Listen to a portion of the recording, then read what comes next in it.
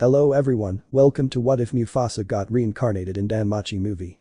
Before we start, please go support L1 Papari for writing that awesome fanfic. This is the translated version I made. There will be some mistaken characters' gender, but of course Mufasa is a male. He was always a strong-willed person, a tough guy who wouldn't back down to anyone. The world congratulated him, dragging him toward an uncertain fate where only his willpower could save him. Mufasa opens his eyes to a new world where gods walk among mortals and bestow their blessings upon them so they may become adventurers and face the dungeon. He is reincarnated in Danmachi, home to the City of Heroes, where he must forge his new destiny.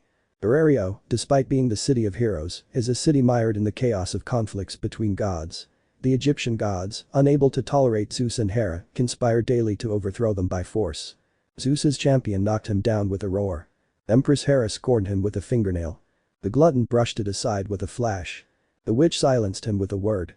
Will he be devoured by failure and weakness, or will he rise to reach the pinnacle of strength? Will his will be extinguished? Mufasa's journey has begun, and with it, his adventure. Chapter 1 Mufasa. It barely glided across the horizon, tinging the rugged fields of the road leading to Erario with orange.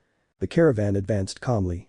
5 carts loaded with goods and passengers, protected by a handful of low-level guards and some hired mercenaries. The creaking of wooden wheels and the jingling of horses' hooves were the only sounds that broke the silence. Suddenly, that monotonous rhythm was broken. From the thick of the nearby forest, sharp, guttural shrieks emerged, like those of hungry beasts. A pair of green creatures emerged from the depths of the forest, small and squat, their claws raised. They emitted high-pitched squeals, threatening the entire caravan with their noises.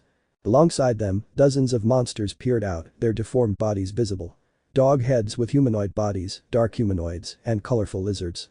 Horses whinnied in panic, merchandise trembled, and merchants began shouting chaotic orders. "Form a circle, protect the horses," roared the leader of the guards, sword in hand. He advanced with a heavy step, decapitating the first goblin that had approached in a single motion. He didn't stop and stabbed a kobold's skull, letting his sword flow forward. "Hold the line." A dozen people advanced at the order, positioning themselves like a wall surrounding the caravan. Weapons were raised, shields were formed, nervous and hardened gazes mingled. The air was filled with tension. The metallic smell of the unsheathed weapons clashed with the nauseating stench of the monsters killed by the leader.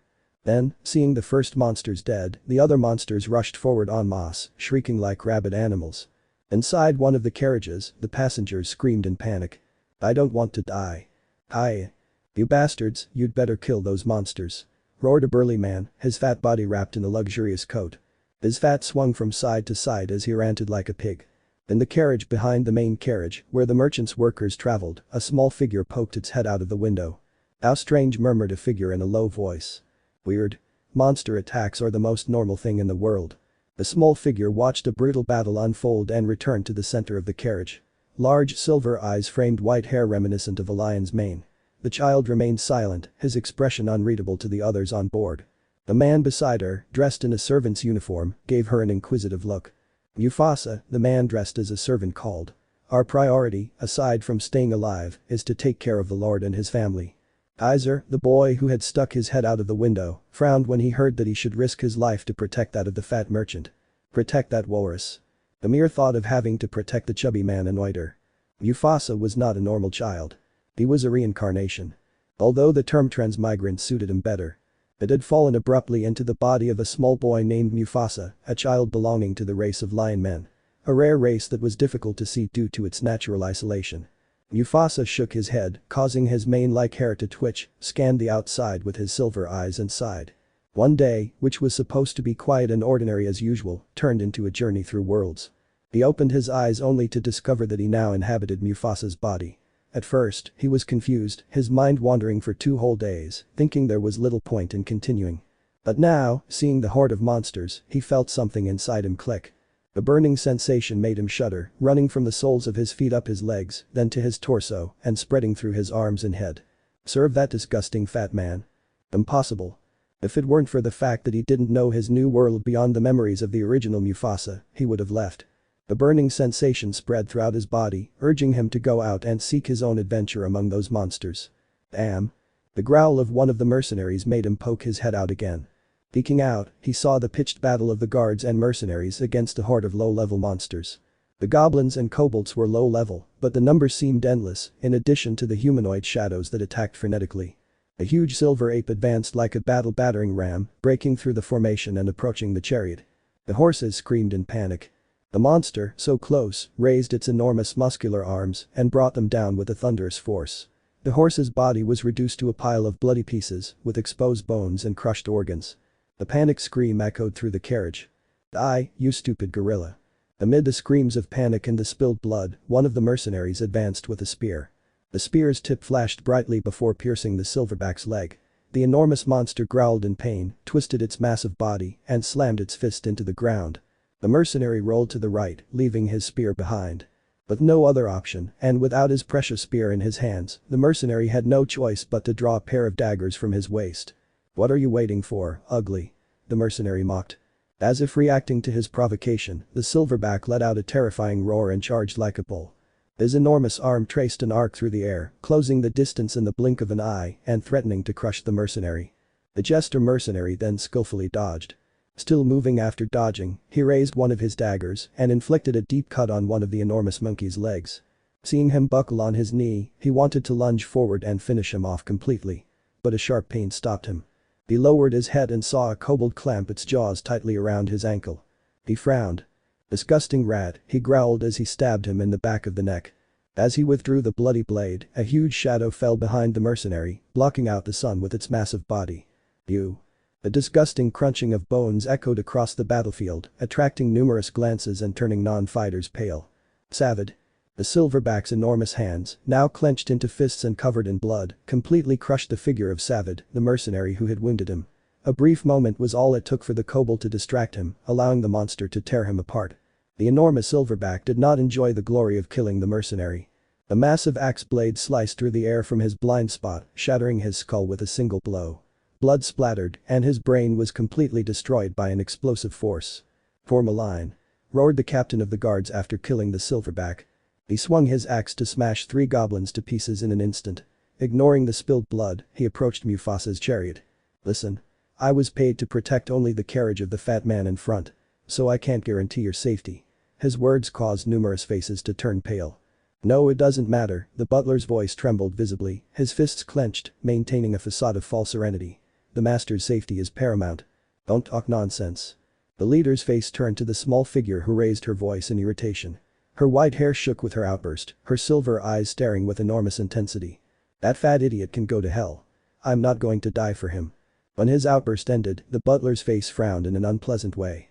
Mufasa, ignoring the man's growing anger, looked expectantly at the man with the axe. As he gazed at the monsters, something in his chest urged him to step down from the chariot and join the fight. For a moment, he felt that his soul and that of the original Mufasa merged into perfect harmony. The leader of the guard, noticing his expectant gaze, nodded, understanding something. "Good. Take this and don't die." He rested the handle of his axe on his shoulder and with his free hand handed over a curved-bladed knife sheathed in a leather guard. Then, he extended it to Mufasa. Mufasa took the knife, not noticing as the man turned his back on him and lunged back into the center of the formation, where a dragon-like monster was tearing through the defensive line. "Bastard." His war cry was the last thing Mufasa heard. He stood still, unsheathing the knife and becoming absorbed in the deadly edge of the curved blade. So this is the beginning, he thought, feeling the weight of the weapon. With the weapon in his hand, he felt an inexplicable sense of empowerment. Something burned in his heart, an inexplicable will to rise and move forward. Was he imagining it? Was that heat just his imagination? He didn't care that it was his imagination. He kicked the carriage door and jumped out. "Mufasa. Our duty is to protect the master. Let him protect himself," Mufasa spat without giving him a single glance. He took a step forward, the blood-stained grass rustling. The curved knife gleamed faintly in the setting light and a strange glint appeared in his silver eyes. The air was filled with the shrieks of monsters being killed and heroic roars. Green creatures, with swollen bellies and eyes full of murderous instinct, lunged at him with claws raised, attacking the carriage in numbers. Mufasa saw them briefly, noticing how the mercenaries and guards ignored them, focusing solely on the monsters approaching the fat man in the main carriage. He snorted contemptuously as he looked back, his silver eyes briefly meeting the gaze of the fat man's dog with money. He didn't think much and jumped in, determined to experience that feeling in his heart. He looked at the first goblin roaring at him with its claws outstretched. Without hesitation, he extended his arm. The blade sliced through flesh with ease. The monster's warm blood bathed his hand and splattered onto the grass. The stench was unbearable, but instead of feeling disgusted or dizzy, she felt her body vibrate with excitement. What was that feeling rumbling in his chest? Was he excited? His knife traced a second cut in the air, slicing through the chest of one of the approaching goblins. He twisted the knife, letting the shrieks of the small green humanoid slowly fade away. He used his free hand and pushed the body. He looked down and saw the forearm of the arm he used to hold the knife. There was a cut. It wasn't deep, but deep enough to make it bleed. At what point do I cut myself? The goblin shrieked beside him as it lunged, opening its snout and revealing rows of fangs. Its head came dangerously close to his left arm. But at that moment, Mufasa's hand landed on the goblin's forehead, stopping his charging attack. He extended his leg and swept the goblin's feet. Its small body twisted comically before it fell heavily onto the red-stained earth. The goblin, confused by what had happened, could only watch in bewilderment as the sole of a shoe crushed its skull. The horrible clicking sound went up as his face sank in. Without wasting a moment, he moved with an explosive burst of speed from his legs. Even moving swiftly for his age, he could clearly see how slow he was compared to those with a blessing. That's what they called it. Blessing or fauna. But he didn't have one. He didn't dwell on that thought for long, preferring to cut the throat of one of the goblins with a clumsy, jerky movement, staggering due to lack of experience. The kobold's jaw snapped shut on his thigh, but the curved knife fell like a guillotine, plunging its blade into his head and ending his life. The blood covered him more, and that feeling was strange, new, addictive. The burning passion that once consumed him became a torrent that flowed with his breath. His fighting spirit awakened, as if each drop of spilled blood further ignited that flame.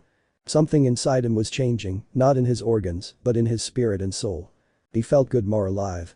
The kobold approached, snarling with its fangs bared. It was taller than a goblin, wielding a club as a weapon.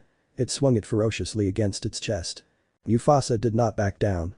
As the stick approached, he extended his forearm to absorb the impact, bent his knees, and cushioned the blow with his legs. He had read many books. He didn't know how to use a bladed weapon, but he had a little knowledge that might help. Having neutralized the blow, with a bruise already forming, he advanced. His knife arced through the air, then sliced open the kobold's chest, so swift and ruthless that the kobold was paralyzed. He ripped open its chest and let its entrails spill out like spilled candy. Seeing the monster dead and the other guards and mercenaries fighting monsters that he was sure could kill him with a finger, he understood. It wasn't fear that she felt in her chest. It was longing. A yearning to be like them, to be someone powerful, capable of crushing those monsters. It was power that her heart desired. His heart was beating like a war drum. The roar of the lion men that they carried in the memories of the body they inhabited mingled with the experience of their past life. For the first time, he felt whole. Their minds and souls became completely synchronized. Their desires and the child's merged. He laughed, a deep and fierce laugh that contrasted with his childlike body. The kobolds hesitated for a moment. The goblins squeaked nervously. And in that pause, Mufasa advanced toward them, knife in hand, as if destiny were compelling him to carve his path on that battlefield. He was not a helpless child. He was not a passenger who had to hide in a carriage. He was Mufasa, and in the blood of those monsters he found his way. That battlefield full of corpses was the beginning of his journey. Chapter 2. I need to get to Arario. Mans advanced through the sea of monster corpses, indifferently ignoring the severed limbs and the blood that soaked the earth. He was a veteran fighter. A little blood wouldn't stir his heart. On his shoulder he carried his faithful companion, a thick-bladed battle axe. Collecting stones is always a nuisance, he thought with annoyance. The monsters' bodies did not disappear despite dying from weapons of steel and various materials, for they would only disappear once their magic stone was torn from them. As a veteran hardened in numerous battles, he could attack monsters directly in their magic stones, but his men were not him. Pass up the losses and secure the stones, he ordered his second in command. Yes, Captain. The man nodded solemnly and left to carry out his task. Mans, looking at the bloody mess, sighed wearily. I think I should retire now. He looked up at the clear blue sky and a wave of weariness washed over him. Gazing at the peaceful heavens, he considered dropping his axe right there. He shook his head to dismiss the thought. I walked towards the caravans with a slight limp. He had fought an infant dragon, a 4-meter-tall monster that seemed to know no defeat. The infant dragon was a killing machine for novices in the dungeon. But he hasn't been a rookie for decades. The monsters on the surface, far from the dungeon, were significantly different from those born in the dungeon. Fighting the dragon was a problem, but he managed with the help of his axe and companions. Hurry up, I want to get out of here immediately. The fat merchant's angry voice made him frown in irritation. He hated the disgusting fat man in the lead float, but he was his employer, and Mans was a professional at his job. I look at the second caravan, where a small lion cub catches my attention. Limping slightly, he approached. There, seated on the body of a kobold, was the child. Her head was bowed, her white hair hiding those intense silver eyes. For a moment I hesitated, thinking that perhaps the carnage was too much for his immature and young mind. The man hardened by the years, approached the boy. "It seems you're still alive." Mufasa's head slowly rose. Those beautiful silver eyes met Man's experienced once. Looking at them, I noticed that intensity, that will in them, now burned even brighter than when he gave her the knife. What an interesting child, he thought briefly. He examined the child's body. His arms had shallow scratches, nothing that required urgent treatment. On his shoulder, now bloody, were marks from a deep bite. "Just scratches," the boy replied. Mans reached into his back leather bag and pulled out a small bottle containing a reddish liquid. "It's a low-quality potion. It won't heal all your wounds, but at least it will prevent that wound on your shoulder from getting infected." He approached the child and uncorked the bottle. With a movement practiced many times, I let the liquid fall onto the wound on his shoulder. The cold sensation ran through Mufasa's body. "What a strange. Yeah." Mufasa examined his shoulder critically, searching for the deep marks a crazed kobold had left. The bastard had seized the perfect moment to attack from a blind spot and sink his fangs in hard. I reacted quickly to prevent him from tearing off a piece of meat, destroying it with the knife. The curved knife, the one I used to kill a dozen weak monsters, now rested on a goblin's skull. Goblins and kobolds were the weakest monsters in the world, easily dealt with by people without any skill. An adventurer, even a mere novice, could shatter a kobold's skull with a single blow. "What's your name, boy?" "Mufasa." Mans noticed how the now famous Mufasa hesitated for a second before answering. Although he noticed, he decided not to inquire. After all, any past problems of the boy were none of his business. "Do you belong to any family?" Mufasa remained silent for a moment, processing the question. "Family? Did he mean the gods?" "No." "I see. Tell me, aren't you interested in working for the Vanguard Company?" "Vanguard? A company founded by a god who uses his family as a workforce, sending them as bodyguards for rich fat men like the one they were currently protecting." "No," the boy quickly refused. "I want to go to Arario and be an adventurer." Now that his mind and soul seemed to have unified in harmony with his original body, he could understand the path he wanted to take in his new life. Remain a miserable guard? Impossible. "Boy, your eyes seem to be offending me." No, I was just thinking." He shook his head. "Good.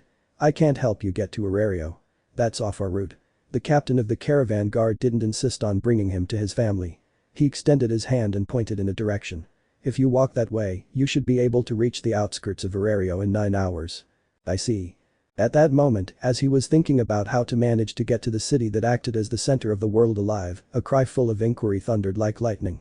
"Mufasa! How dare you leave your honorable master and wander about on your own?" The head butler approached with heavy steps, looking nervous as he stamped his feet. He stood in front of Mufasa, raising his voice to continue shouting. "You ungrateful cursed child. The honorable master gave you shelter, and you betray him in such a vile way." Mufasa remained silent, listening with a frown. What was the bastard playing at? Should I hit him in the balls to calm him down? Despite being reprimanded, the butler's expression showed nothing resembling anger. Instead, he seemed to have a strange look. He took a step towards Mufasa and pushed him hard in the chest. "Get out. Get out and die in some hole." Hump. Mufasa's body lurched backward, forcing him to take several steps to avoid falling on his backside. He regained his balance and glared furiously at the butler. Without giving him a second glance, the butler walked away huffing with fury. In the distance, the fat man laughed contentedly, getting into his carriage to boast about his loyal butler. "Wow, what a scolding," the captain slurred sarcastically, turning away and raising his hand in farewell. "Make sure you don't die on the way." With Mans withdrawing, Mufasa lowered his head and looked at the bag the butler had stuffed between his shirt and servant's waistcoat. He smiled slightly, but quickly erased the smile and displayed a look of fury. He turned around and began walking in the direction Mans indicated. There were no goodbyes. There was no point in having them. "I just have to go in a straight line. It's not difficult to do." "Where am I?" Sitting on the shore of a lake, Mufasa sat with his legs crossed. His thoughtful gaze remained fixed on the sky as he wandered along his path. "I was just walking in a straight line, when did I deviate?" He had tied the leather strap of his knife sheath to his waist, making sure he could draw it quickly and easily. He walked in a straight line, just as Mans had told him. But something had gone wrong along the way. At some point, he got lost. I stopped thinking so much and cleaned his knife on the shore of the lake. Behind him, a group of goblins lay motionless, their eyes lifeless and deep cuts dripping dark, disgusting blood. I guess I'll just keep walking until I reach Arario. How hard can that be? Putting away his knife, he resumed his journey without bothering to collect the monster's magic stones. I had no idea how to get them out and frankly, I didn't want to get any more blood on me. The sun soon began to disappear, leaving a beautiful orange sky that fascinated Mufasa. Walking, he managed to reach a village seemingly in the middle of nowhere. It had a small wooden wall, with a large entrance big enough for a horse-drawn carriage to enter. At the gate, 2 guards with spears stared boredly. The first one, with a sleepy face, I noticed approaching from a distance. "Welcome to Bayantura village," the guard slurred his words, as if speaking were a nuisance. "What are your intentions in visiting the village?" "Oh, I didn't come to visit the town. I was looking for Arario and I got lost without delay," I explained my situation. After finishing his brief explanation, the guard remained still. "Arario? That's a bit far from here," the guard scratched his chin as he thought. "I'd say about 12 hours east of here." Mufasa blinked, thinking about something. "Where is east?" "Hey, at least tell him where east is," the guard beside him joined the conversation after noticing Mufasa's gaze. He extended his hand and pointed in a direction. "East is that way." "What? But I just came from there." Mufasa's head twitched in anger. The guard's gloved finger pointed directly in the direction he had come from. He had walked all day, hungry and thirsty, only to be told it was in the opposite direction. "PSK, couldn't I have just reincarnated directly in Arario?" He suppressed the strong urge to start cursing mans out loud. "The monsters are more active at night. There's an inn in town. It's cheap." "What is your name?" "Mufasa." "Is that knife all the equipment you brought?" "Yes. My clothes and the knife are all I have," he admitted. "Okay. You can come in." "Yes, well, thank you." Stomping with annoyance, he entered the village under the watchful eyes of the guards. A thorough search wasn't necessary. Both guards noticed the clear lack of training in his gait. Inside the village, everything was silent. The residents had already closed their shops, retiring to their homes after a long day of work. Doors closed and curtains were drawn. The small boy wandered aimlessly through the stone streets. "Don't ask where the inn was," he murmured softly. He approached the first person he saw. "Excuse me?" "Yeah? Where is the inn located?" "Oh, walk a little further over there and you'll see her." "Thank you." He followed the directions and arrived at the inn. He opened the doors and scanned the place. There were few people in the reception area, just a receptionist behind the counter and a woman talking to him.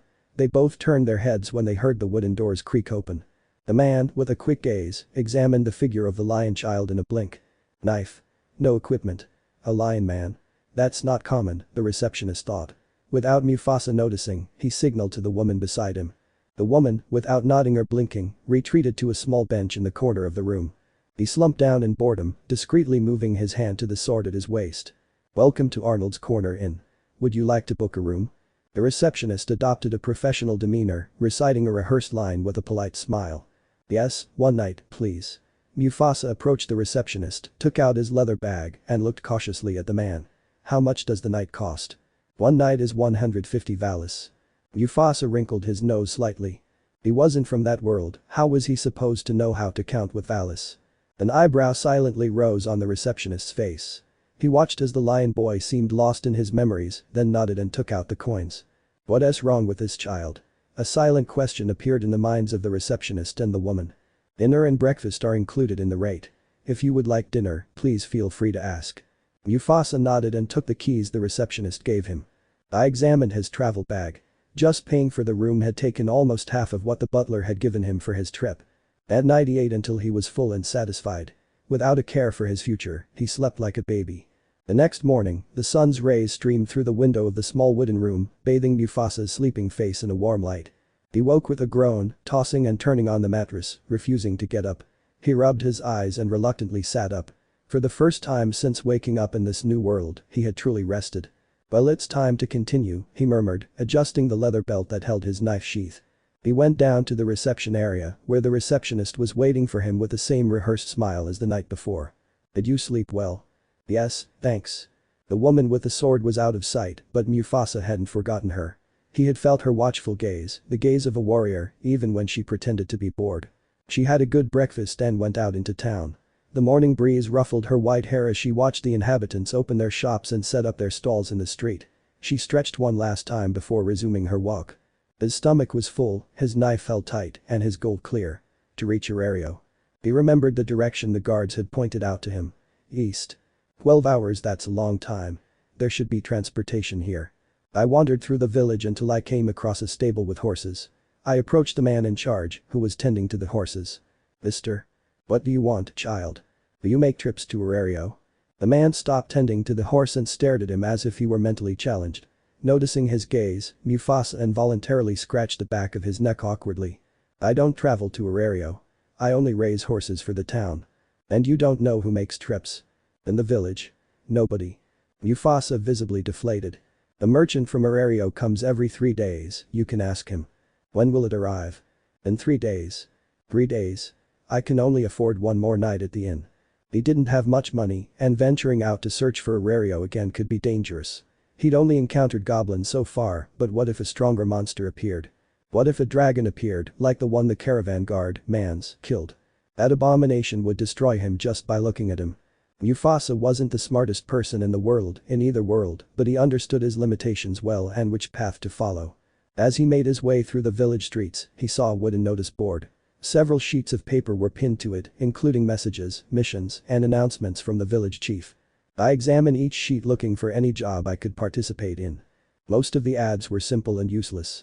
Grain for sale, roof repair, monster warnings, etc. But one poster in particular caught his attention. It wasn't a monster extermination, but it wouldn't be that boring. The paper was wrinkled, written in hurried and shaky handwriting. It said, "Help is requested to recover a body in the nearby woods." The reward was not included. Mufasa took note of the attached location and left immediately. Upon arriving, he found a wooden house with a man sitting outside. He had an unkempt beard and deep dark circles under his eyes. The man looked gloomy, depressed, and hopeless. I look up and stare at Mufasa. I came for the mission. The man's dull gaze reacted for a moment before immediately going dark again. You're just a child. Mufasa did not deny it. Do you have a falna? No, he shook his head. But I have a knife. A knife won't do you any good in that forest. The man's gaze showed a clear lack of faith in his small figure. Would a child go looking for a body in a forest where even a hunter died? For a moment she felt like getting up and teaching the child a lesson. Listen, boy. Yesterday, a hunter from the village named Rolf went deep into the woods and didn't come back.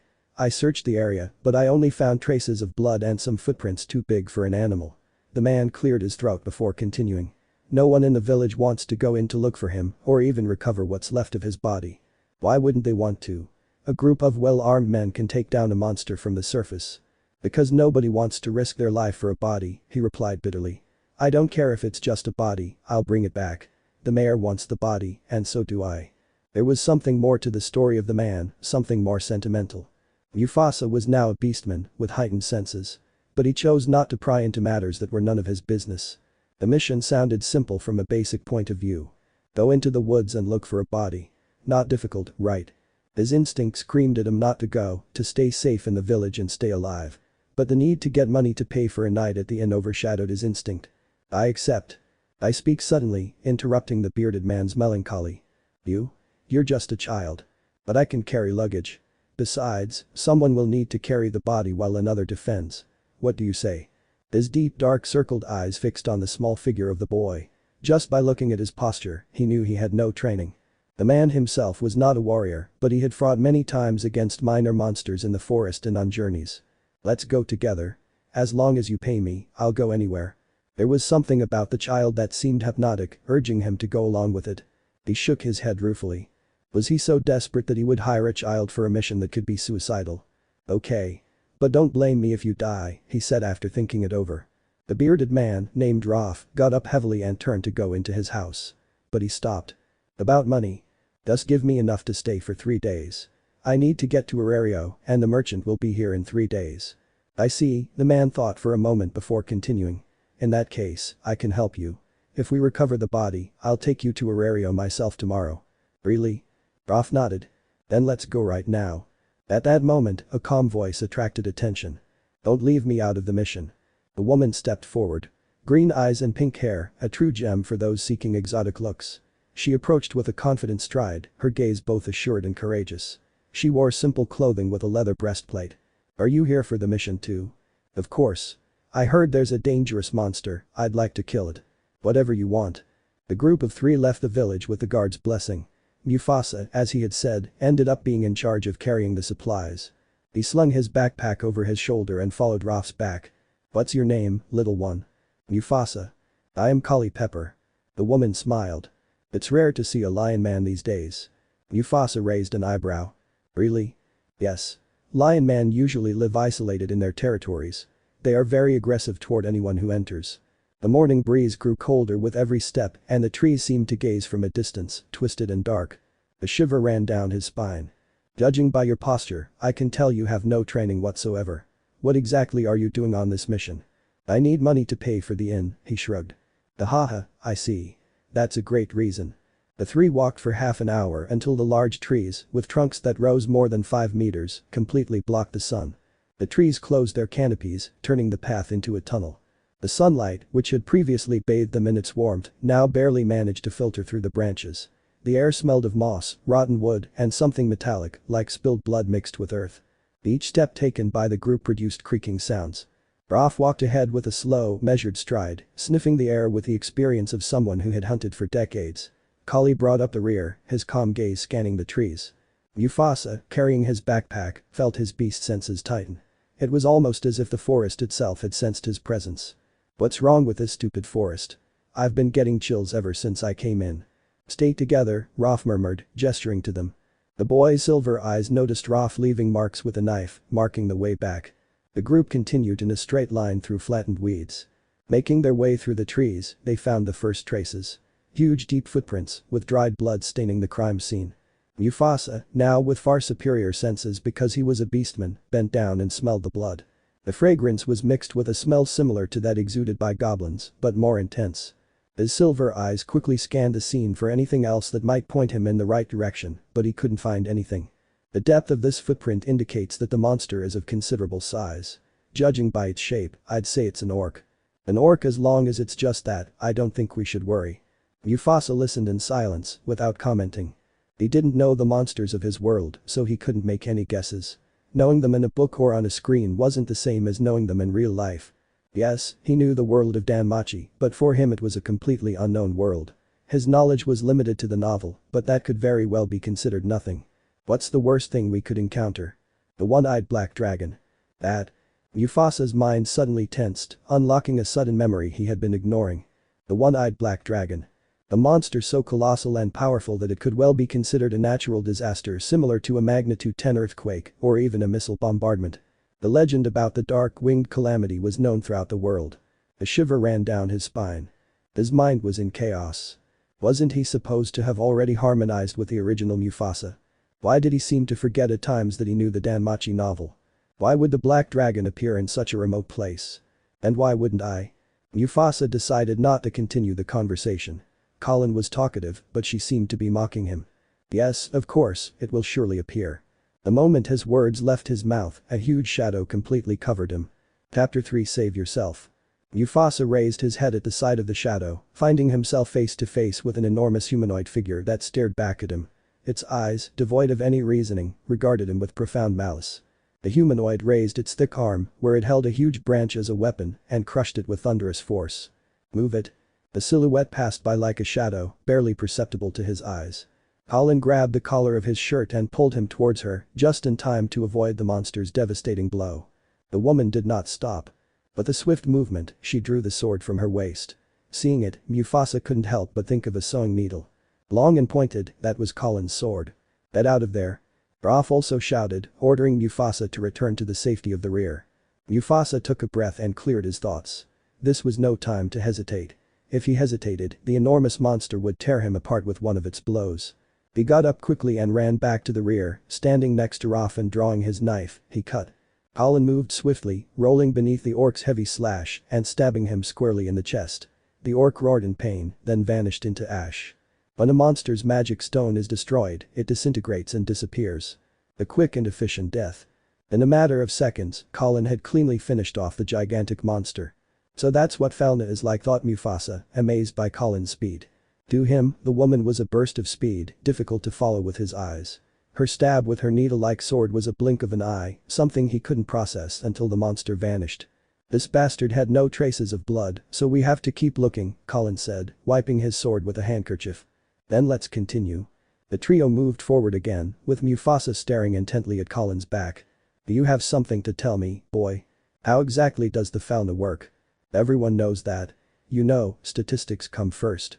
I know that. I'm referring to the boost it gives the body. Is it only recorded on the back and that's it? Mufasa actually already knew how fauna worked. But reading about what a fauna person was capable of was very different from seeing one with his own eyes. In his eyes, Colin was a superhuman. He looked the same way Captain America did in his movies, stronger and faster than ordinary humans. Colin looked at Mufasa with a strange expression. Is this child retarded? That's what his gaze seemed to say. Kid, I have a feeling you're looking for a scientific explanation. There isn't one. It's that simple. I see. Mufasa reluctantly accepted the explanation. He understood how the gods bestowed the lantern and how he scaled it, but something inside him sought to quantify exactly how the lantern worked. Of course, he knew it was useless. How can you measure something bestowed by the gods? With nothing more to say, the three walked away in silence. Raph's occasional instructions broke the silence, only to return when he was finished. Ah. Suddenly, a growl caught the attention of the three. A group of 3 goblins poked their small greenish bodies out, raising their hands in a show of threat. They growled with malice and hatred. Leave it to me. Mufasa stepped forward. He was new to this world, he was unaware of too many things not mentioned in the novel, and to top it all off, he had no all-powerful system to help him. I needed to learn how to fight, and I needed to do it now. He didn't know how to handle any kind of bladed weapon, and his experience with his fists would be of no use to him against monsters capable of destroying his body with one blow. He knew his weakness. Lack of experience in any form of combat.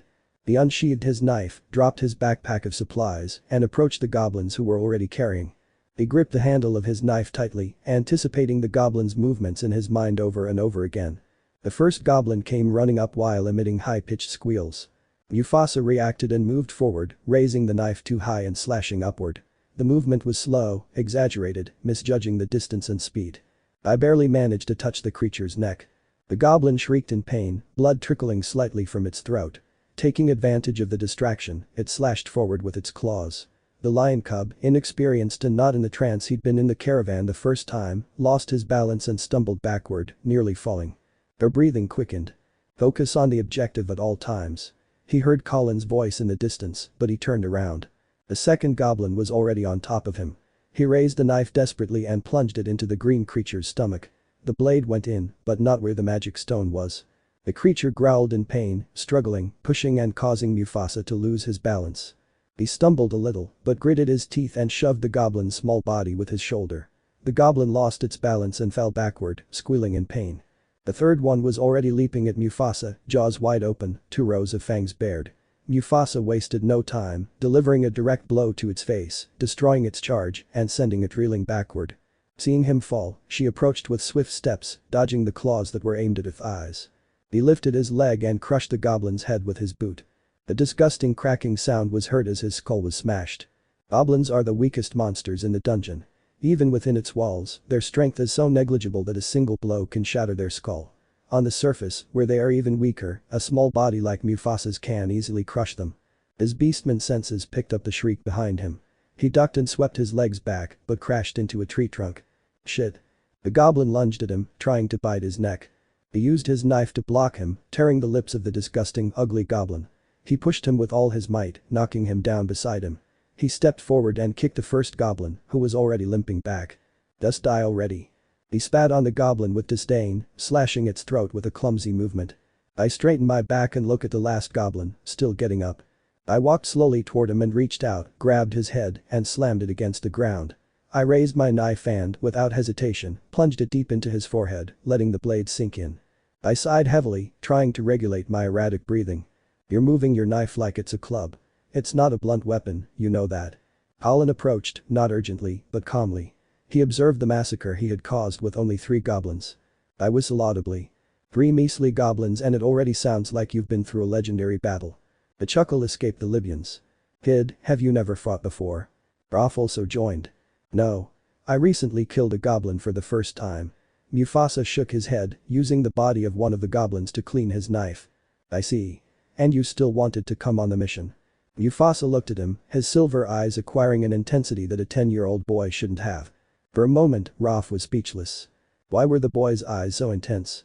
That kind of intensity was rare to see, usually only in warriors who passed through the village. A thought popped into his mind out of nowhere. How far will the boy go? It intrigued him, but he pushed the thought away and returned to his mission. Kid, Colin called to him. Mufasa turned to look at her, still breathing heavily. It would be very unpleasant to see a child die, so I'll give you 2 pieces of advice, Colin said, approaching with the cold calm of someone who has faced many battles. He stood 1 meter away from Mufasa, with his arms crossed over his leather breastplate. First, don't use your knife like a club. Hold it firmly but without tensing your arms, use your wrist and forearm to cut and thrust, he said, pointing at the inert goblin's chest. Cut with precision, not brute force. He paused, gauging Mufasa's reaction, who was watching with his piercing silver eyes. He was fascinated by those eyes. Second, Colin continued, control your center of gravity. Legs shoulder width apart and knees slightly bent. Move forward with confident strides and use your hips to transfer your body weight with each movement. If you stand still and rigid, you're practically inviting death. Unless you're a tank, you need to keep moving. He spat out the piece of grass he was chewing. Then breathe, the rest will come naturally. What kind of advice is that? Your eyes don't seem very sincere right now. You're imagining it. Mufasa processed the information, recalling the stance Colin had briefly taken in his fight against the orc. He never hesitated, he simply executed a precise movement. Colin had not prolonged the battle. He had executed the enormous monster with a single, efficient, and swift movement. The instructions were clear, although perhaps poorly explained. He tried to mimic the way she held her sword in a pin-like position, noticing the small difference between holding and controlling the weapon. Was that the secret? He could have told me from the beginning. She lowered her knees slightly, pivoted her hips a little, and without realizing it, her breathing became more measured. Not bad for a rookie, Colin said, walking past. By the way, don't try to copy my moves. It won't do you any good unless you use a weapon like mine. I wasn't imitating you, he lied to maintain his pride. Sure, whatever you say, kid. The group resumed their march. Mufasa shouldered his backpack again. He gripped the knife, silently repeating what he had learned. He visualized his movements in his mind over and over, searching for the right way to move. From time to time, Raph and Colin noticed the little lion boy execute a slash, as if he were cutting down some monster in front of him. He awkwardly distributed his weight and shifted the force of his arms in a more centered way. Her feet initiated the forceful movement, transferring to her hips and then to her hands, where her body continued the movement instead of stopping to resume another position. He learns fast, Colin thought, glancing at him. Should I invite him to the family? As they walked, Mufasa felt himself advancing with each movement, repeating it in his mind and bringing it into reality with more measured and well-executed movements. However, using a knife was not something he particularly enjoyed. I feel like the knife is restricting my movements. As soon as I can, I'll try to get a sword, an axe, or a spear. Any of them will do. Maybe a mace. No, I don't have the strength to use it to its full potential. He put the thought aside and resumed his practice movements. He imagined himself fighting the silverback, but quickly dismissed the idea. Without any training or practice, he was no match for the enormous gorilla. The monster had easily crushed a horse and a grown man. A single touch from him would destroy him. He thought instead about goblins and kobolds, the monsters he had killed when he went into a trance during his first battle. He had killed a dozen of them, but now he struggled to take down 3. He was sure it would get better, little by little. The idea of continuing to improve, to become stronger, excited him greatly. Soon, the group of 3 found themselves without direction. The trail ends here, Raph said, examining the bloodstains. The tracks continue, but there are many. We can't follow them all. Colin knelt beside Raph, analyzing the tracks with a critical eye. Mufasa stayed behind them, trying to pick up the direction the monster went, based on the smell of blood. The address is I'm not sure, he thought, following the trail of iron smell. I think I've got the direction of the smell. Then let's go. The 3 followed a path under the guidance of Mufasa, who occasionally stopped to pick up the trail. As they traveled, monsters also began to appear. Most of them were eliminated by Mufasa, the vast majority being goblins. The rest were monsters that he could never defeat without fauna, unless he were a fully grown dwarf.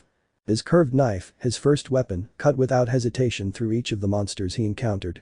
He eliminated each one without further thought, letting Colin's teachings resonate with his every movement. I even imitate his swift stabbing, much to Colin's amusement. That stab wound had finished off a goblin before it could react. They advanced until they reached a small hill of trees, cradled by some natural disaster of the past. In its center, there was a hole large enough for the 3 of them to enter. Mufasa sniffed a little, wrinkling his nose as the smell intensified. The smell intensifies in the hole. I think the body must be there. Raph took a step forward, but Colin extended his thin arm to stop him. The man wanted to protest, but under the weight of the woman's emerald gaze, he could say little. Colin went ahead, venturing alone into the log burrow. Shortly after, she emerged with what could only be described as remains. Brother Rolf approached with heavy steps, his voice breaking slightly, but he maintained a strong facade. He took his brother's remains in his hands, clenching them into tight fists. "It wasn't supposed to end like this," Rolf murmured, gently hugging the remains. Mufasa remained behind, keeping his mouth closed. "Should I offer him my condolences?" He didn't feel it was necessary. Silently, he took off his backpack and placed it on the ground, opened it and took out a large yellow blanket, big enough to wrap his entire body without any problem. He spread out the blanket and waited for Rolf to lay down the body. After a moment of silence, Rolf stopped hugging his brother's remains and placed them in the center of the blanket. Rolf knelt before the remains, his jaw clenched, trying to process the storm raging in his chest. Mufasa, beside him, folded the blanket to better cover the remains of Rolf's brother. Colin stood to one side, keeping silent so that the man could grieve in peace. But then, a low sound, like the creaking of numerous branches, resonated behind them. The woman barely had time to turn her head. From the darkness of the forest emerged a tall, monstrous figure, nearly 2 meters in height. Its arms were long, covered in rough filthy fur. Its jaws let out a guttural growl, and its eyes gleamed with malice. The bugbear. A powerful monster comparable to the Minotaur in power, but more agile and faster than it appears at first glance. Before any of the three could react, the monster lashed out with a thunderous blow. The air hissed as it broke under the force of the hairy beast. Colin barely managed to turn completely, his sword already drawn in a swift practiced movement. However, the impact was brutal, overwhelming the meager defense he managed to raise. A horrendous cracking sound came from the crash zone. The dry sound of bones breaking filled the air. The woman, her eyes still wide with surprise, bolted backward like a rag doll, hurtling through the woods. Her figure vanished into the darkness. Mufasa froze as he watched the enormous figure, known to be as strong as a minotaur, slowly turn to focus its murderous intent on him. That thing wasn't a goblin. It wasn't something I could kill by putting in a little effort. If I faced him I would die. An irrational panic surged from the depths of his heart, a fear he hadn't felt even when facing a dozen goblins. Not even when the enormous silverback tore that mercenary to pieces. But it was different. Colin, the powerful adventurer who could move faster than he could ever attempt, had been defeated in a single move. Colin. The bugbear didn't wait. I let out a deafening roar and charged forward, my weight shaking the ground beneath each footstep. That wasn't just the burden of a monster, it was the end of the world for Mufasa and Rolf, two people without a soul. In the blink of an eye, I was standing in front of them. I raise its enormous paw, with 5 terrified claws, and crush it. Mufasa felt a tug on his neck, pulling him to one side just as bugbear began to roar. Rolf, behind him, narrowly prevented the lion cub from being crushed to death under that explosive force. The mere shockwave made him shudder. That blow would have blown me to bits. Damn it, stupid ugly bug, a silhouette crawled out of the darkness, barely able to move while cursing. Colin advanced heavily, dragging his legs with each step. His right arm was mangled, with a bone visibly protruding and piercing his flesh and skin. A large stain extended from her forehead, sliding down her neck until it disappeared. I stare at bugbear as if I were looking at my sworn enemy, the one who killed my parents in the past and mocked me. I turn my head and look at the pair hiding behind a thick tree trunk. What are you waiting for? Save me. She already knew she had no chance of escape. Her arm was a mess, and her condition after the blow was not the best. She could try to escape, yes, take advantage of the fact that bugbear was focused on Mufasa and Rolf, but then she would be next. What was the point of dying in such a pathetic way? I accept his death as something natural, but I will make it something more glorious. He would give them time, he would make sure of it. When Colin screamed, both Mufasa and Rolf froze, blinking strangely. Did you hear that right? Damn it, just run. Damn it, just run. Colin's staggering, dying figure stumbled forward, clutching his needle-like sword tightly. Mufasa and Rolf hesitated for a split second before nodding and running off. They weren't heroes with unlimited power. To make matters worse, they didn't have a blessing either. If the most powerful warrior of the three was easily defeated by the monster, what awaited them who had no fauna? Mufasa briefly considered attacking from behind, but dismissed the idea. His knife probably wouldn't even be able to cut through bugbear's fur. Follow me. Rolf made a sign as they ran. The kobold poked its head out from behind a tree, drawn by the smell of blood and the frenzied screams. But he didn't see much. The curved knife mercilessly pierced his head, cutting straight through his brain. One by one, Mufasa slaughtered the weak monsters he encountered, barely sustaining a scratch as they swarmed him. However, the scent of blood began to attract monster after monster. There are too many of them, we can't kill that many. Rolf's axe traced an arc from above, splitting the head of a small imp with astonishing ease. Raph wasn't a fighter, but decades wandering the forest didn't come easily. Behind them, dozens of monsters began to peek out, their eyes gleaming with malice and hunger. In front of them, on the path to leave the forest, two humanoid figures of black color blocked the exit. Mufasa immediately recognized the being that resembled a shadow, devoid of any physical features.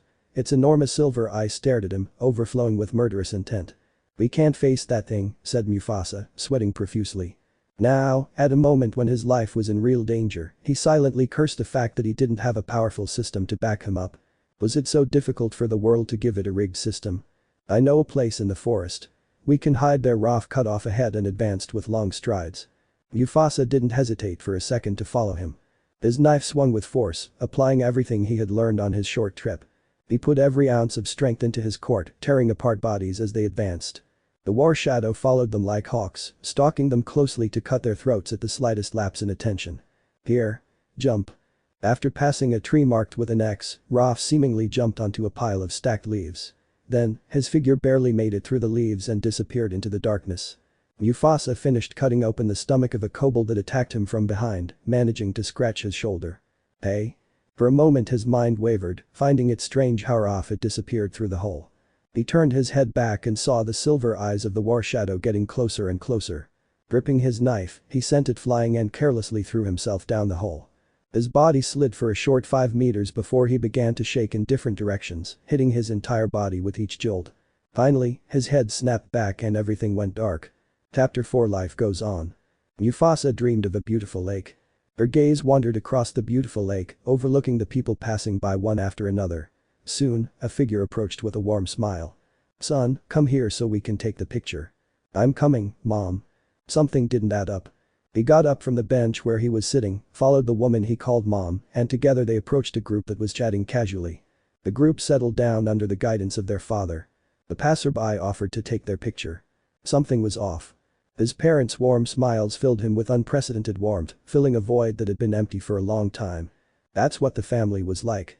That's what his family was like. His father approached with a smile, handing him a can of beer with a friendly gesture. "Why so serious?" he asked after a sip. "I just feel weird. Like something's not quite right about all this." "Stop worrying, you're on vacation." His father patted him on the back, urging him to relax and go with the flow. Did I miss that warmth? Of course, now I understood. It was a dream. A dream from which I didn't want to wake up. Would I go back to the cave? I didn't want to go back to being Mufasa. His mother approached with a smile that only a mother could give to a child, full of love and unconditional support. He said something to her, but she couldn't hear him. The moment he realized it was a dream, he woke up. "Ah." A sigh escaped her mouth when she opened her eyes and saw the rocky, primitive ceiling, covered in vines everywhere. He sat up silently, still feeling the presence of his parents beside him. His reality had changed, much to his dismay. "Mom, Dad." The memory seemed distant, but she knew that what she'd seen in the dream had never actually happened.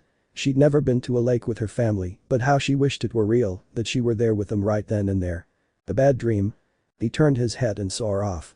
The man was resting casually on a pile of leaves and vines, casually scratching his unkempt beard. He shrugged. It was a great dream. That's how he felt. Raph nodded, without asking any further questions. Mufasa examined the place. They were undoubtedly inside a cave, but it didn't appear to be naturally formed. There were picks and shovels scattered about, as well as dilapidated wooden furniture. He was lying on a wooden table that creaked at the slightest movement. I noticed his wounds were bandaged.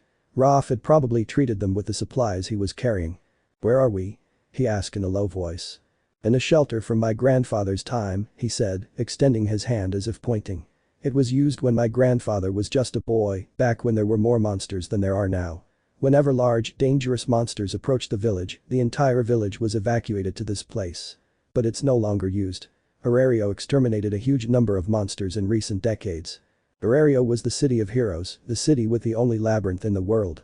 Naturally, it was the most powerful city in the world, where people from all over the world gathered to face the dangers of the dungeon. For Horario, exterminating the strong monsters from the outside posed no challenge. As the center of the world and in charge of facing the dungeon, they accepted requests to exterminate monsters in nearby places and on rare occasions, distant ones. I see. He got up heavily from the table, feeling exhausted after facing dozens of monsters. While they were the weakest things an adventurer could find in the labyrinth, for ordinary people like him, they were great challenges. Furthermore, he was in the body of a child, although because of his lion man race, he was larger and stronger than normal. Raph, for his part, seemed fine. Decades of hard work had strengthened his body. You don't seem so discouraged anymore. Raph shrugged. Life goes on. My brother lived his whole life without regrets, that makes the grief more bearable. He dismissed his previous attitude so quickly that Mufasa wondered if he had really been sad. He decided not to pursue the topic further. What happened to Colin? At the mention of the woman who had been accompanying them, Raph wrinkled his face, his eyes darkening slightly. She's probably dead. Colin was the strongest of the three, thanks to her experience and the fauna. Now, he encountered a monster he couldn't defeat unless he leveled up. He couldn't help but think of Bell killing the Minotaur, a monster with power equivalent to Bugbear. However, the one Bell faced was stronger than a normal Minotaur. He had been trained by Otter, which said a lot. Was the protagonist really that strong? He clenched his fist, wishing he could achieve that kind of strength. Now he was in a fantasy world where anything was possible. Bell had accomplished a legendary feat, one that no level 1 should be able to achieve. And yet, he did. A strong desire to surpass himself and reach that summit arose from his chest, exploding like a tidal wave raging in a storm. He wanted to go out and confront that bugbear, but his reasonable side intervened and brought him back to reality. He will never defeat that monster, not until he has a blessing. It seems you're feeling better, so let's get out of here. How long was I unconscious? About 5 hours. 5 hours was a considerable amount of time. Taking that into account, it was a miracle that his skull hadn't been broken by the blow. Would I have internal bleeding? I rule it out. Under Raph's guidance, they both left the cave through poorly constructed tunnels, intentionally made badly, so that it would be difficult to pass through. They had to leave their backpacks behind, opting to take only what they could carry in their hands and bags. They soon surfaced, cautiously poking their heads out. Bugbear has probably moved away, but he could reappear at any moment if we don't hurry. So where do we run to? That way, he pointed. But we'll have to go through the area where the battle took place. Raph adjusted the cloth where his brother's remains rested and ran with long strides, Mufasa following behind. They ignored most of the monsters, moving forward between the thick trees that blocked the sun. His boots crushed the dry leaves and branches, cutting down only the monsters that got in the way. They soon arrived at the scene of the battle. The burrow created by a past natural disaster was gone. A monstrous force had destroyed it. He probably tried to take refuge in the burrow to buy himself more time, Raph reasoned. Mufasa scanned the terrain with his silver eyes, zooming in to find anything. A silvery glint caught his attention. On the blood-stained grass, a pin-shaped sword lay silently. The blade was soaked with blood. He bent down and took the sword. We already know what happened. Let's go back. They resumed their journey, with Mufasa exchanging his curved knife for the needle sword. I easily cut down monsters that approached me, whether with deep cuts or swift thrusts that mercilessly snatched away lives. The sword was light, with a beautiful silver color and no decoration, only leather on the lower part to ensure a good grip. The sword was light, needle-shaped, and its hilt was covered in leather for a good grip. It was silver in color. The perfect weapon for fighters who relied on their speed and agility. I balance it without problems. Mufasa stood 2 meters away from Raph, patiently waiting for the man to finish his brother's funeral. He understood that Raph was saying goodbye to his brother for all eternity. He crossed his arms and waited in silence. They had managed to escape alive from the forest after finding Colin's weapon. Unfortunately, they found no trace of the woman on their return. Mufasa decided to keep her sword in her memory. Besides, he needed a more decent weapon than his curved knife. When Raph finished his impromptu funeral, he took Mufasa home. You need a guard for that sword. That's what he said as he entered his house. He took a leather guard he already had and adjusted it to fit Mufasa's waist. He added a section of leather for the sword to rest on. Now he could easily unsheath and sheath it when he didn't need it. Now, about your reward. Mufasa paid attention when his reward was revealed. He had been waiting for a few hours, growing a little impatient that Raph hadn't brought it up. But out of respect for his late brother, he decided to wait. As promised, I'll take you to Arario. But it will have to be tomorrow, after we've rested a bit. The rest of the day passed without incident. Raph allowed Mufasa to stay at his house and even invited him to eat as a thank you. The next morning, Mufasa climbed into a small wooden cart pulled by a horse. It was small, with just enough room to carry an animal the size of a deer. On the way, Mufasa replayed in his mind his days since arriving in Danmachi.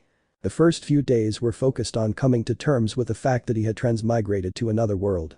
Then he witnessed an attack by a horde of monsters. I massacre a dozen by entering a trance in the middle of the merging of both minds. He got lost in the middle of nowhere. He arrived in a town where he accepted a mission. He almost died from a bugbear. The woman, Colin Pepper, sacrificed herself to buy them some time.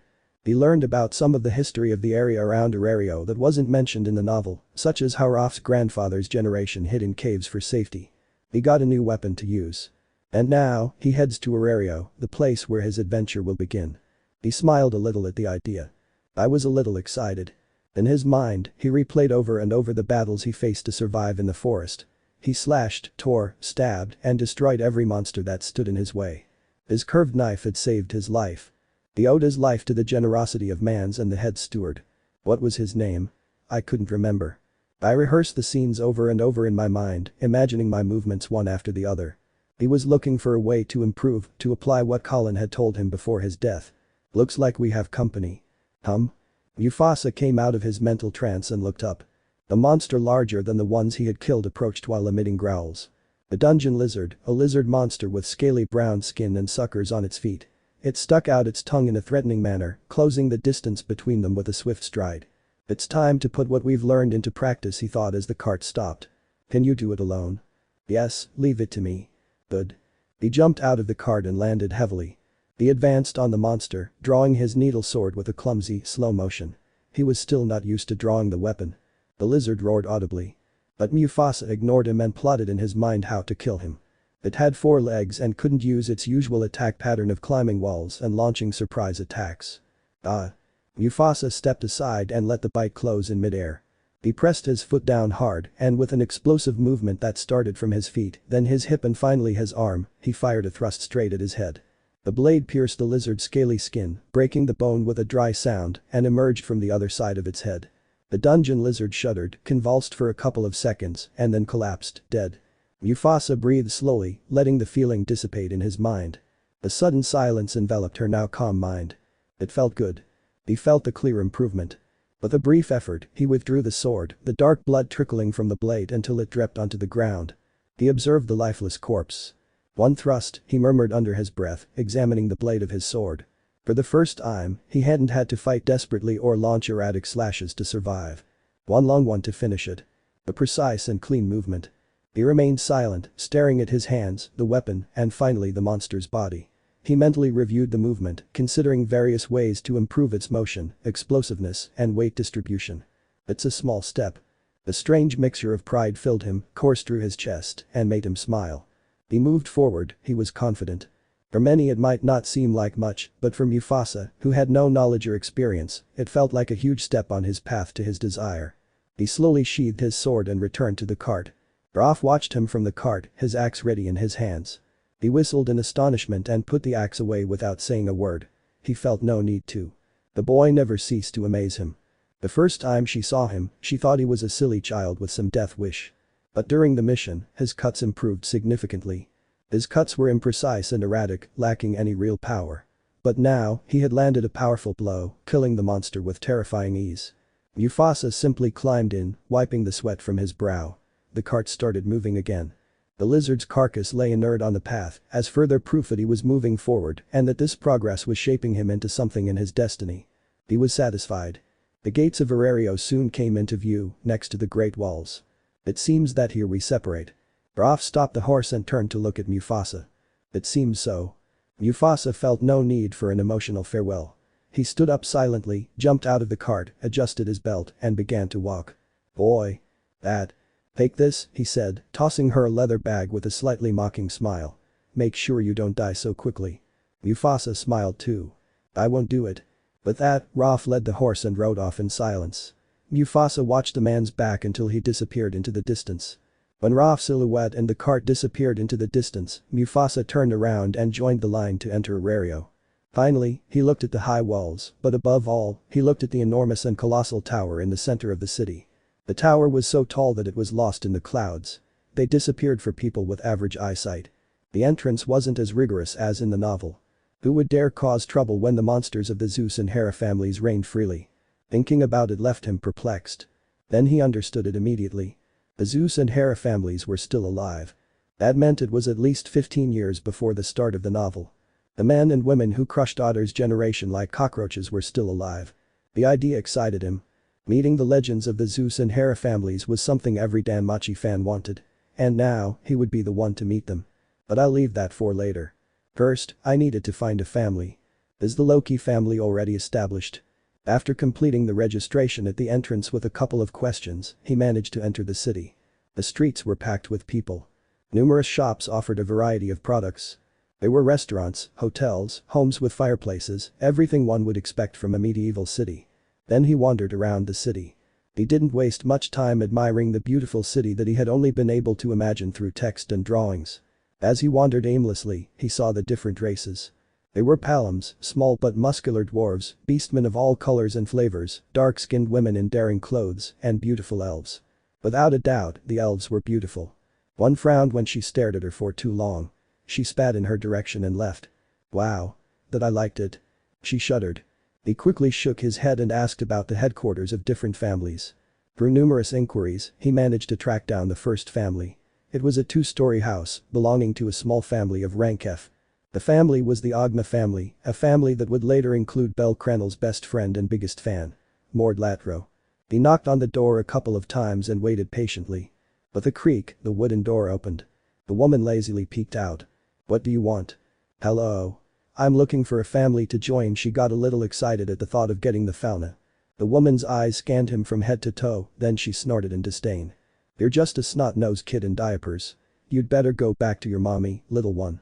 Without giving him a chance to talk, the woman slammed the door shut. He heard the lock click thanks to his senses, enhanced by his lion ears. Mufasa was left speechless. He frowned and listlessly scratched his white hair.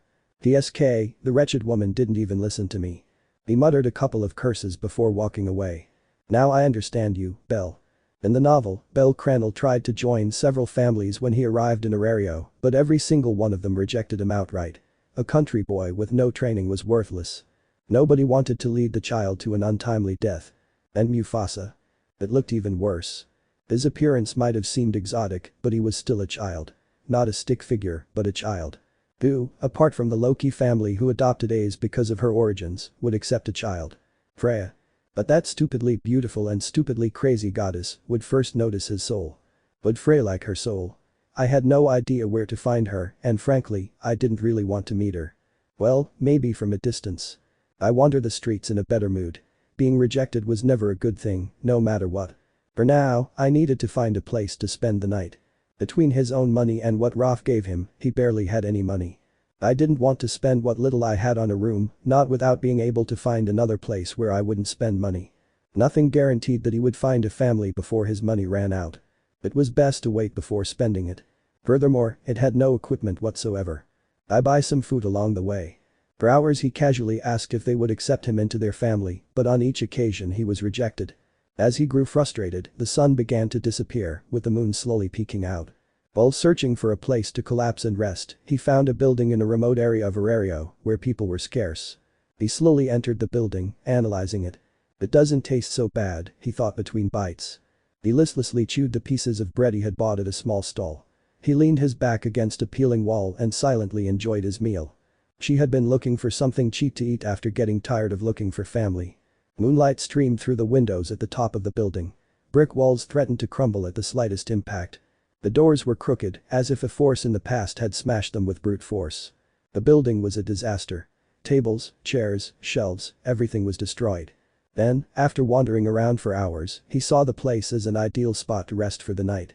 People didn't pass through the destroyed area much. He could have rented a room, but he didn't have much money and preferred to spend it on food. "Child," a voice called from the darkness. Mufasa silently turned his head towards the place from which the voice came.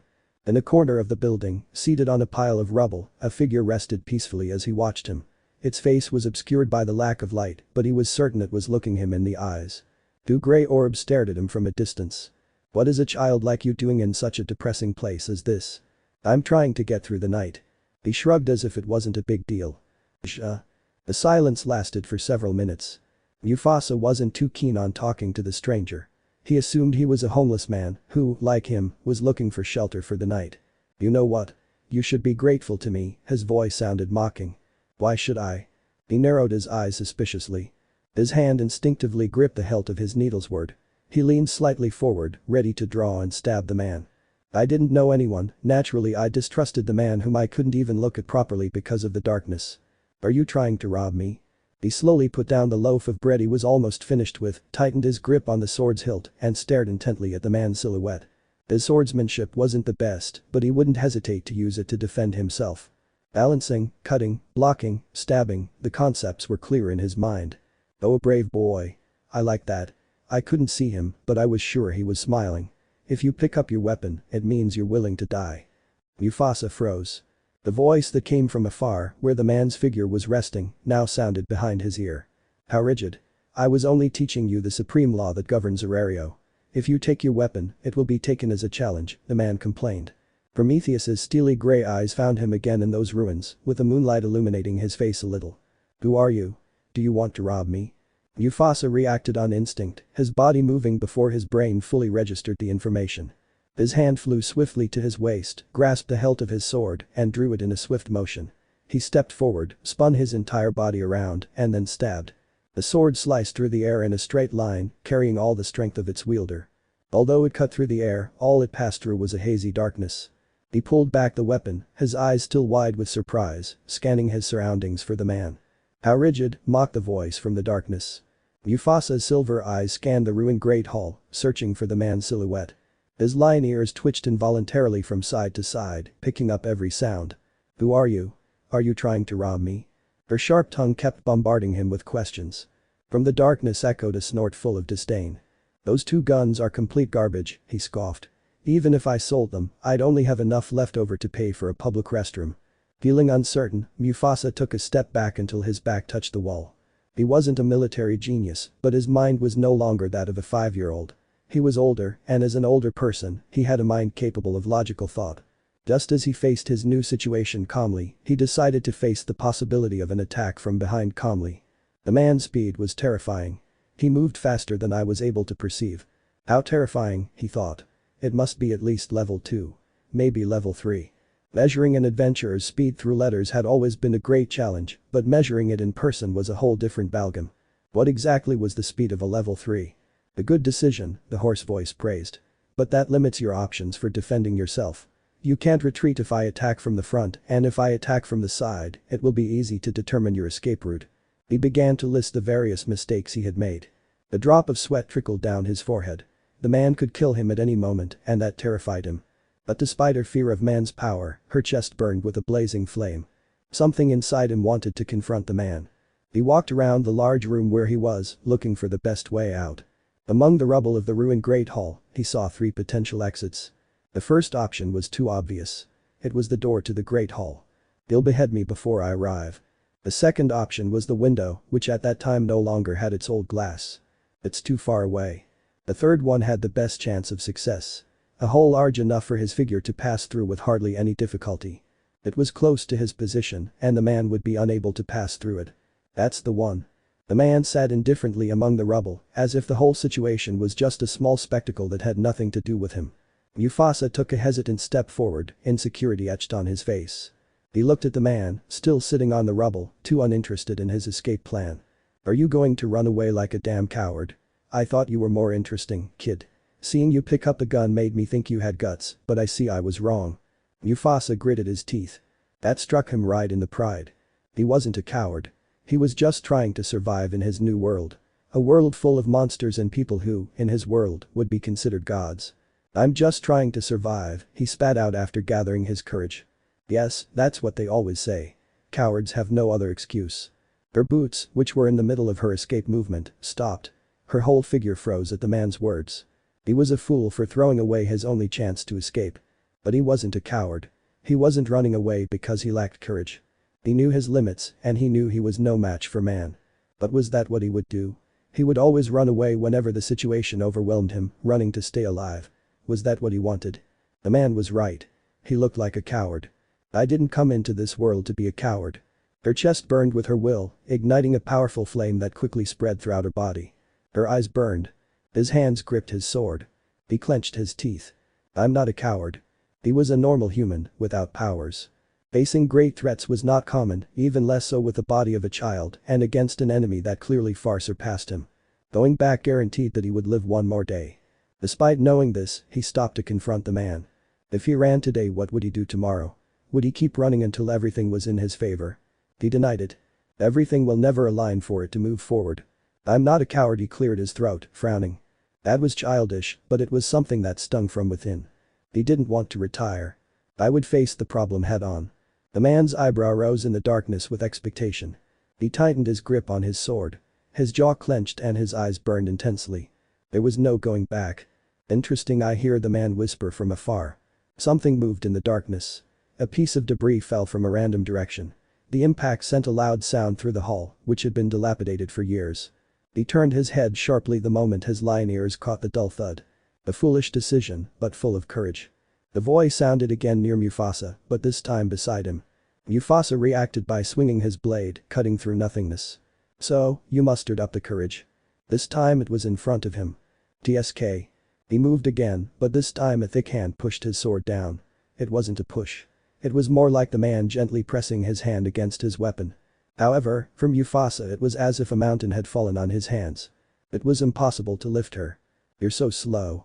He released the grip and unsheathed his curved knife. Oh. The knife whistled through the air intending to connect, but again, to his annoyance, it didn't cut anything. An eyebrow was raised in curiosity. He reached out and caught the knife in midair before it could cut again. That was a great answer. Unfortunately for you, you're facing a far superior force. Besides, you're hesitating. He squeezed Mufasa's hand with his superior strength, lifted him up, and let their eyes meet. Gray eyes like steel. Mufasa for a moment thought he was looking at a beast. His gray eyes reflected an air full of brutality. Every blow must be intended to kill. That's how it works. With a casual movement, I send Mufasa flying through the air. Her figure flew through the air before crashing to the ground, shattered by cobblestones. Her small body rolled a short distance before coming to a stop against some rubble. Dust rose and enveloped his body. He raised his head and looked at the man. He thought about the casual movement with which he threw it several meters away. That superhuman strength was monstrous. A simple shake and he could send a child tumbling several meters. Her small body flew through the air before crashing heavily to the ground. She rolled several meters before hitting a half-destroyed table that brought her to a stop.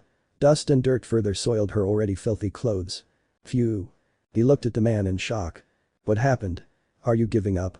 The man took a casual step and appeared in front of him. His eyes noticed the man's appearance before they noticed the air current caused by his acceleration. He appeared in front of him and gave him a bored look. Was that it? Did he run out of courage? Mufasa remained silent. He wanted to be that strong. The man noticed the unusual burning brightness in the boy's eyes. The brightness so intense that even the man was briefly surprised. That's the look you should always have. With that statement, he turned around and walked away in silence. He didn't really care about all the commotion.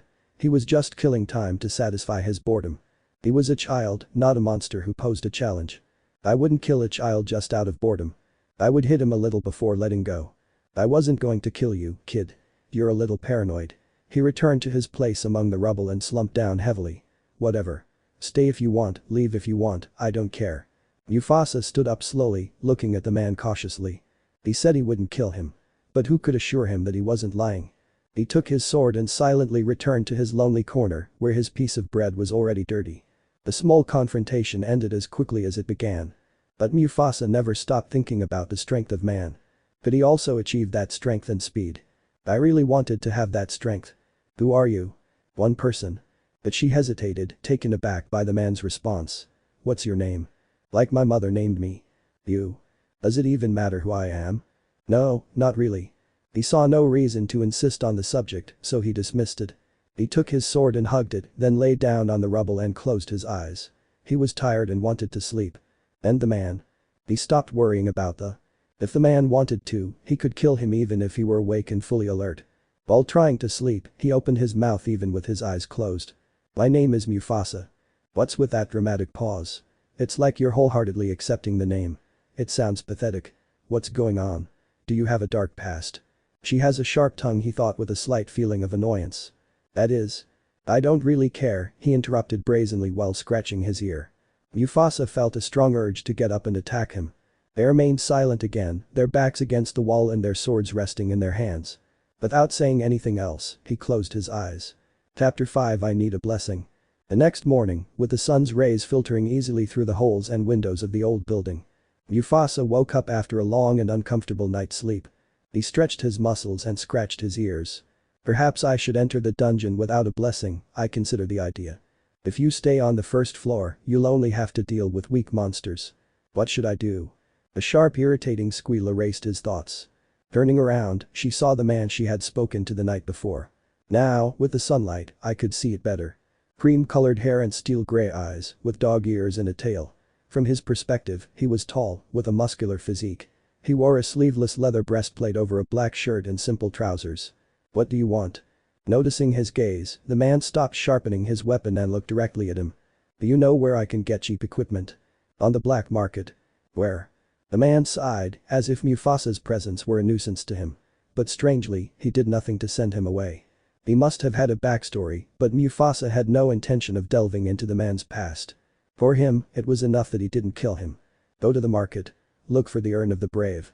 Next to it you'll find an alley, go through it to the end. Turn right as soon as you can, keep walking until you come to a large wooden door. They'll ask you a question there. Just tell them to buck off. The man spoke without reservation, quickly revealing the location of the black market. Mufasa blinked, confused. Wasn't that too easy? He shrugged.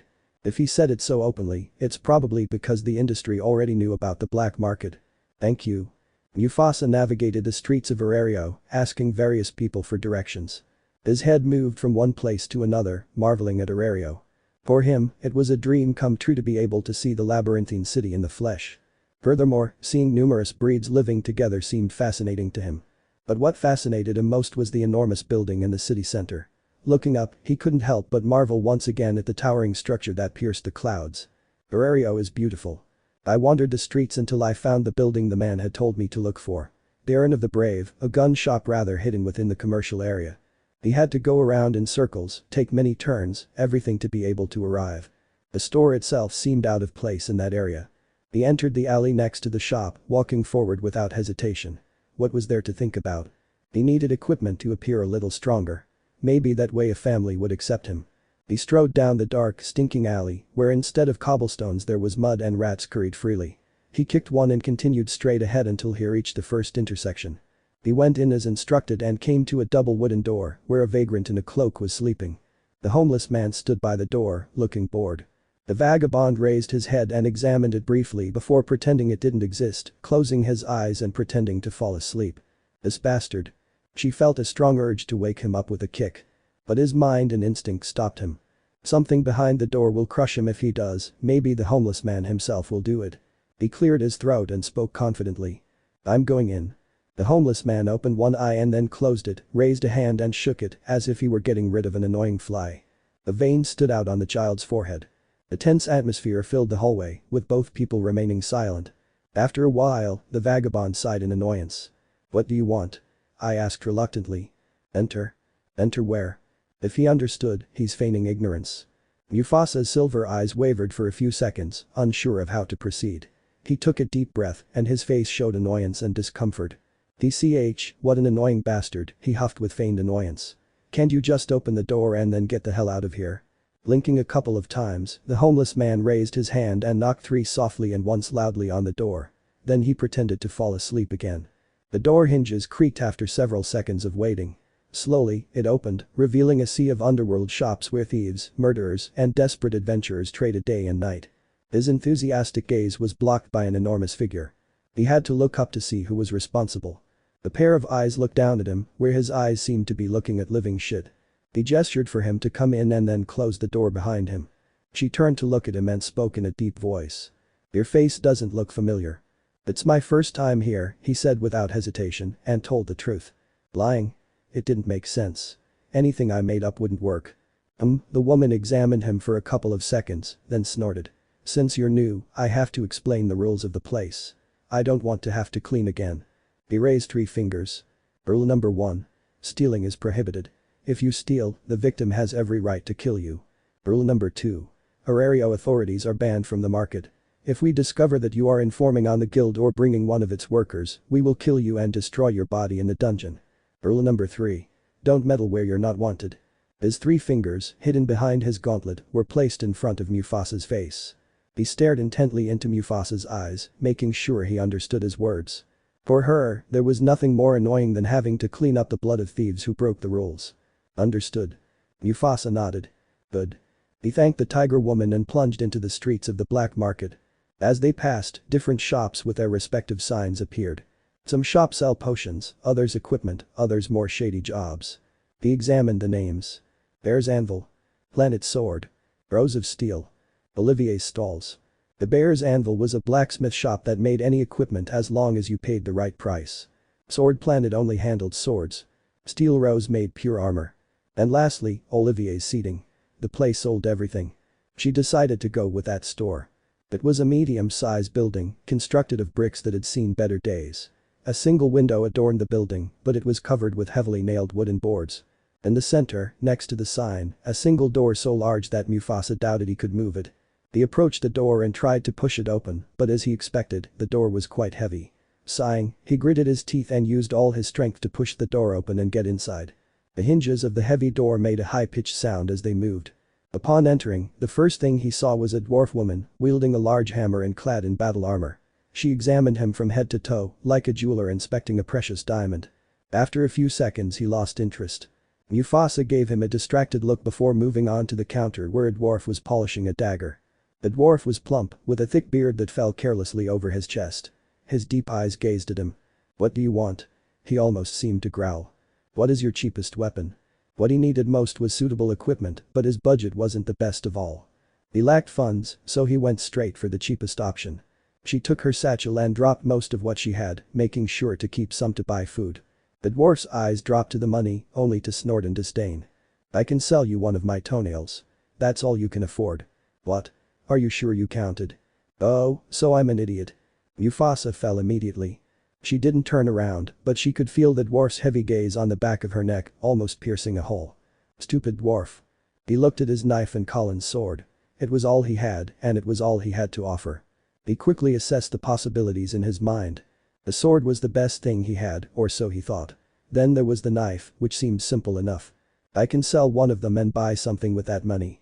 I can navigate the first floor with just one weapon, I'm sure of it." After evaluating which course to take, he slowly unsheathed his sword, openly demonstrating that he had no ill intentions, and gently placed it on the counter. He repeated the same thing with the knife. "How much will you give me for this?" "MMMMM." The dwarf took the sword and began to inspect it meticulously. He was a dwarf, and like all dwarfs, he had a talent for metalworking. The blade is well cared for, its hilt is without a scratch, and the quality of the metal is quite good. "I'll give you 10,000 valis for the sword." Whoever owned this sword took its care very seriously. Mufasa suddenly tensed up. But seeing the indifference of both dwarves, he calmed down. I sighed inwardly. It was normal. All sorts of things were sold on the black market, mostly stolen goods. Neither of the two dwarves cared about the origin of the weapon, only its quality and price mattered. He picked up the knife and examined it. The knife is of good quality. It's made of Damascus steel and was crafted by a skilled blacksmith. The dwarf pondered for a while, giving her a subtle look. "I offer you 100,000. The dwarf lowered the knife and gave Mufasa a strange look. Mufasa narrowed his eyes. He wasn't an idiot. As soon as he began to listen to the dwarf's ramblings, he knew that the knife was no ordinary one. It wasn't a magic or legendary weapon, but with those few words he understood that he could sell it for much more in a shop in the Tower of Babel. "I'll only sell the sword." "TCH, whatever," the dwarf replied with a snort, acting indifferent. With heavy steps, the dwarf went to the back of the store in search of the money. With her absence, the dwarf's gaze became heavier. "I won't do anything, okay?" She decided to make the most of her time and look for something to buy. Various shelves were placed throughout the store, where various items were arranged. Weapons, potions, armor, items that had effects I didn't know about, clothes, a little bit of everything. "Do you happen to know a family that accepts anyone?" Mufasa decided to break the silence as he examined things. He saw no problem in asking. After all, it was just a question that didn't offend anyone. The dwarf took a moment to answer. "I might know one." "Really?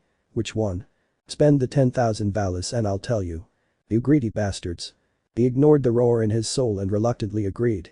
He needed to buy equipment anyway. "Good." I examined the shelves one by one. He glanced at a sword. The sword was long and single-edged, with serrated blades along its length. Seeing it immediately made him think of the sword Arlong used in One Piece before being defeated by Luffy. He was tempted to buy it, but it cost too much, plus it had a family emblem. He was not an ignorant fool. He understood perfectly that most of the things in the establishment were stolen or looted from corpses, all sold to cover their tracks and make a profit along the way. I didn't want problems with a family, especially when I didn't have a child. His gaze wandered to a bastard sword. Mufasa wasn't sure if a sword was the weapon that would suit him best or the one he'd have any talent for. He considered buying a spear, but they all bore family crests. "The sword is the weapon of every good protagonist," he said while examining the sword. He reached out and took the sword, briefly glancing into the air to see if it activated any Chinese cultivation system and gacha system that would bless him. Nothing. He made a couple of cuts, feeling the weight of the weapon burn his muscles. "I like it, but it's not enough for me. For now, I would survive with a knife. I guess we're not meant to be together." He returned the sword to its place and continued wandering. Anything with a family emblem was cheaper, its price reduced by the emblem and the danger involved in using it. Making enemies of a more powerful family was something that small families wanted to avoid at all costs. "I need armor," he murmured, moving among metal pieces, white wood, leather, and other materials he didn't recognize. Finally, he opted for very light metal greaves and vambraces to protect his forearms. Both bore family emblems, but they were on the inside of the armor, which wouldn't be visible unless he removed them. I walked to the clothing section and stopped. "If I dress like a generic protagonist, will the system appear?" he asked aloud. He hesitated, reaching out and grabbing all black clothes. Black long-sleeved shirts, black pants, and a pair of boots. He knew it wouldn't work, but he could still try. He had nothing to lose. Finally, he settled on hardened leather greaves and vambraces to protect his forearms. Both bore family crests, but they were on the inside of the armor, where they wouldn't be visible unless he removed them. "I take some potions from the potion section and some things to maintain his knife." He wasn't an expert on weapons, but in his early days he saw a mercenary maintain his sword. I went back to the counter to put away everything I had grabbed. The dwarf was already waiting for him. He glanced briefly at the equipment before taking out an abacus and beginning to calculate Prometheus's account. "That's 10,000 valis." The dwarf's smile was full of cheekiness. They were clearly robbing him. But Mufasa forced himself to accept the deal. Information about a family that would accept him was what mattered most at that moment. "Don't look at me like that," the dwarf complained, but his smile never faded. "I'll give you this as a gift." He placed a small leather bag on the counter. "This bag ties around the waist, but the bag sits at the back. It's ideal for preventing potions from breaking." She took it reluctantly. He put all his things in his new bag and sheathed the knife. "Now the information," he demanded.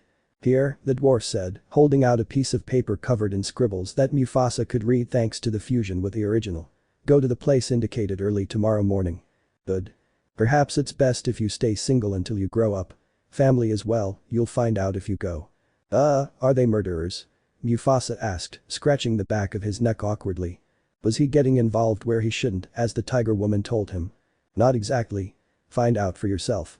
Joining a troubled family could be a problem, but I didn't see any other option." His current home was the collapsed building, and his bed was the cold floor of the building. He didn't know anyone in the city. It would be the same as begging, and he strongly refused to beg for food. He gathered his things and quietly left the store. Chapter 6 Family. Early in the morning, Mufasa got ready to go and receive his new blessing. His restlessness and excitement didn't allow him to stay still for long. The memory of the man moving at inhuman speeds was strongly etched in his mind. Finally she would have the blessing, and that made her chest burn intensely. Will it reach new heights? The mere thought of becoming stronger was exciting. He was eager to see her condition, to see what skills she might have or what powerful magic she might acquire. Of course, he didn't have any super cheating system, nor had he ever had any desire to acquire great skills in magic. If I could have, I would have asked for Argonaut or some powerful ability like Zold's. Maybe I would have even asked for Althea's superhuman talent. He adjusted his new armor pieces and strapped the leather bag to his back. He finished getting ready and adjusting the little equipment he had and prepared to leave. But as he walked, the man's voice sounded. "Child," she called from her corner, also getting ready to go out. "You seem very happy. Did you manage to get a goddess to take care of you?" I ignored the mockery and reply. "Today I will get my Falna." "Really?" he scoffed. "That god accepts a child with no training." As I always did since I met him, I ignored him. "That's what I'll find out. You know, this is the beginning of my adventure." The intensity in Mufasa's voice caused the man to stop briefly, look at him, and remain silent for a moment. Something distant stirred in his mind. Something he left behind when he fell. "Don't you know the name of the god who will give you your blessing?" How stupid. Maybe it is. But it doesn't matter. The dwarf assured them that they accepted anyone. The man raised an eyebrow, connecting something in his mind. "Did you go to Olivier's box seats?" I asked. "Huh? You know her?" "Heh, kid." The man's smile was full of expectation. "What an interesting family you chose." With those words, the man disappeared into a recess in the Great Hall. Mufasa stared into empty space for a moment before shrugging his shoulders. How bad could a family be? As long as it wasn't a family of murderers like the Sekhmet family. He took all his things and left. He had to ask for several directions before finding the place. Upon arriving at the designated area, he saw other people waiting there. They all kept several meters apart, eyeing each other suspiciously. He approached the nearest one, an elf. "Hey," he called to her. "Huh? Do you know anything about the family we'll be joining?" I asked directly. Going around in circles wasn't really his style. He liked things to be direct. Why stay in the dark when he could stand up to them from the start? Hiding was absurd in his eyes. The elf gave him a long look and then spoke. "No. I heard a rumor that a god would appear here to give his blessing to anyone who wanted it." "I see. Do you think they're a family of murderers?" "I doubt it." The elf shook his head and looked around. "None of us here have the makings of a killer. Getting involved with a family like that, full of lies and zero loyalty, wouldn't be very smart." Mufasa nodded in agreement with his deduction. He thought the same. I waited for 15 minutes, watching people of different races arrive at the place. After a 15-minute wait, a door embedded in the wall of the center opened with a creaking noise. A man with an eye patch came out. Mufasa didn't know if it was because of his beastman blood, but the man's presence felt extremely powerful. He's stronger than him. The memory of the gray-eyed man came to her mind. The man had seemed monstrously powerful to him, but the one-eyed man in front of him seemed a far superior monster. His hands were tingling. "I want to confront him." An irrational idea crossed his mind. He wanted to draw his knife and attack the man. The one-eyed man's heavy gaze swept over the crowd before he barked. "Listen. Follow me in silence and don't ask any questions," he ordered. "An explanation will be given inside." He turned around, with zero interest in the opinions of others, and disappeared into the darkness. "Why so much mystery? That's suspicious. TCH. Several complaints began to be thrown one after another, but despite complaining with rude faces, everyone moved to get in.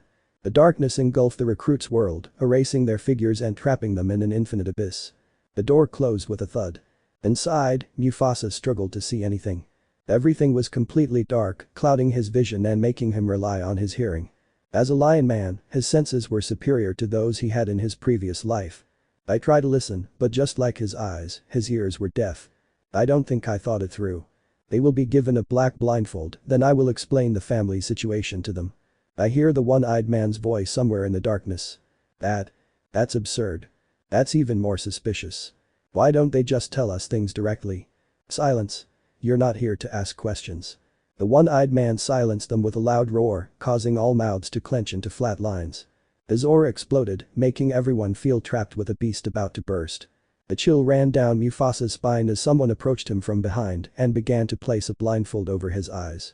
Blindfolded, senseless despite being a beast man, he remained silent. He didn't like the situation at all. Was he getting involved with a religious cult full of lunatics? That didn't seem to be the case. The situation is as follows. They will be registered in our family, but they will not meet our deity in person. Their progress will not be reported to the guild unless we authorize it. Updates will be given in the same way they receive the blessing. Once inside the family, they will follow all orders. Tarek, don't scare them. The harsh dark voice caused the one-eyed Tarek to fall silent. Alongside the voice, a completely different presence appeared. Oppressive, powerful, somehow perfect. Is it the deity? A shiver ran down Mufasa's spine. I had never been in front of a god. Mortals could tell when they met a god. His divine presence was perceived by any mortal. But reading it was very different from feeling it. It was oppressive and suffocating. Were all the gods like that? They came looking for something. The voice, dark and cold, sounded from the confines of the abyss that enveloped them, as if a dead man were crawling from his grave. Light footsteps sounded in the room. Someone was moving slowly. Someone whose face I couldn't see, but I could feel through his divine aura. Dark. Cold. Oppressive. That deity was not a warm god like Hestia, or a joker like Loki. He was a dark god, with a sharp tongue. He watched the media, analyzing their reactions with amusement. For the deity, they were a spectacle, and an end in themselves. You came here so I could give you something, he repeated once more, his voice deepening. Power, fame, women, glory, honor. I don't care about your motives. What matters to me is that you follow me in silence. You will obey my words. You will do my bidding. That will be your only mission. The footsteps stopped. You must understand that there's no turning back now. You leave this room with my blessing, or you leave as a corpse. Panic spread through the room. But Tarek's overwhelming presence prevented them from moving. Shit. Where have I gotten myself into? Naturally, Mufasa also frowned upon hearing the deity's words. His quest for power had led him to a lunatic, dark, and terrifying deity. Would he give in? Absolutely not. I wouldn't be in a family of murderers, even if it meant rebelling and being killed by the one-eyed man. He would rather die than become something as disgusting as a hitman. But before he could move, the deity spoke again. For those who are mentally asking, we are not a family of murderers. It wasn't heard, but the collective sigh in everyone's mind was almost audible. Now, on your knees, the deity ordered. Multiple knees touched the ground. Mufasa hated the way it was done, but said nothing. Leave your back free. Mufasa took off his newly purchased black shirt. Although he couldn't see, he carefully folded it and placed it on his knee. The FFF. Someone laughed at his action. What followed was absolute silence. No one spoke for several minutes. The only sound was breathing. Group C. The voice of the god broke the silence. Group C. Group C. Group C. Group C. What interesting magic. Group B. Mufasa waited in silence, confused by the random assignment of groups. What did the group signify? The pair of hands broke their tension. Small like a woman's, soft, with a light touch. The hands briefly touched her back before a drop of blood trickled down her back. An inexplicable energy coursed through his body, as if a wave of vitality had arisen from nowhere. What interesting skills. But. He couldn't see it, but Mufasa swore he felt the deity's gaze reading his soul. But a docile beast is not a wolf, but a lamb. Group A. With that, the deity moved away from him. When the blessing process was over, he clenched his fist to feel its strength. He was stronger. He wasn't a Superman like the man from the ruins, but that boost was good enough to make him feel more powerful. A burning fire blazed in his chest. I want to fight now. The desire surged like a tidal wave, exploding throughout her body. Oh. The deity whispered, looking at something only those without blindfolds could see. So that's what it looks like. The deity finished placing the blessings. Something fell into Mufasa's hands, a piece of paper. Now they are an extension of my will. The wave of pressure erupted. The era of Zeus and Hera has lasted too long. It is time for the Egyptians to take control. His words, forged by a dark determination and using resentment as material, filled the room. Some people inside the room clenched their fists. Children, will you fall with the old era or will you be part of the new one? Several raised their heads, their eyes burning with cold determination. They wanted to be part of that era. To reach the top, where the gods ruled, and overthrow them. The deadly dream. The Zeus and Hera families had been at the top of Arario for centuries, restricting the summit throne that so many longed for. Many tried to take them, but each one of them was brought down by the champions of both families. The Egyptian era would arrive. They wanted to be part of that era. Mufasa, as a reincarnated transmigrated being, or whatever term you want to use, also raised his head with determination. Something burned on his back. I am Osiris, your new patron deity, the goddess Osiris introduced herself without missing a beat. Follow me, let's claim the throne we deserve. Together, we will defeat Zeus and Hera. Yeah. Everyone roared, both the new recruits to the family and the veterans in the room. Eric, the family's vice captain, also roared loudly, clenching his fists and placing all his dreams and hopes in his goddess. He longed for the top, just like all the executives in his family. Mufasa was not left behind. But deep down, I knew it. I had read it. The alliance of Egyptian families was doomed to failure. They would be crushed and exiled. Their defeat would give way to the absolute supremacy of Zeus and Hera and would result in the creation of the spiritual soldiers used in the Stree record. Mufasa knew it. But the speech of Osiris, his now goddess, was impossible to ignore. What would happen if I followed her? Would they be able to defeat Zeus and Hera? I knew the answer before I even thought about it. Even so, she thought about it, for her heart desired it. They really wanted to take down those champions. Don't let me down, children. After that, Osiris disappeared from the room. Although he left, his presence and words, as well as his ambition, remained in everyone's hearts. They will be assigned a starter kit based on their group. Eric's voice pierced the darkness. He advanced with silent steps and placed a sheet of paper in the hand of each of the recruits. This is its date, destroy it when you have read it. Why so much mystery? The motivation slowly faded, but not enough to be forgotten. For Mufasa, all that secrecy was completely unnecessary. The Hermes family, like the Osiris family, concealed the true power levels of its members. Was it necessary to blindfold himself? Although he thought about it, he didn't say anything. Thought was erased by expectation. The footsteps caught his attention. Eric stood in front of Mufasa, placed two papers in his hands, and walked the person to his side. Follow the directions. They were soon blindfolded and led out of the dark room, returning to the outside. Mufasa examined his report card with bright eyes. He had 2 papers when he left. His report card and the instructions. First came his condition. Mufasa. Level 1. Strength. 0I endurance. 0I dexterity. 0I agility. 0I magic. 0I. Skills. Pashoku. Greatly increases attack power. The effect increases according to willpower. Active trigger. Nemia. It greatly strengthens the entire state by transforming into a beast. Active trigger. Magic. It was an explosion of emotion. He had Conqueror's Haki and a verification ability. Will it work the same as in One Piece? Will there be any variations? His goal changed in an instant. Run to the dungeon. He threw the report into the boat with a bonfire inside and left. He was consumed by emotion. I needed to put it into practice. I put the other sheet away and ran. Ah ha ha. The laugh escaped her, overcome with emotion. She had come to the world of Danmachi to have fun and reach the top. I felt it. Her heart told her so. The other recruits watched as the silhouette of the lion boy disappeared into the distance, his laughter being the last thing to disappear. Chapter 7 Dungeon. So, this is the dungeon. A small lion cub, larger than any child, made his way into the first corridor of the dungeon.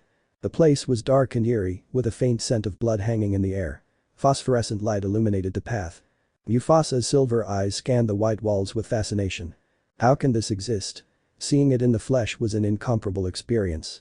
How fascinating. Her eyes shone brightly. Crack. Ha.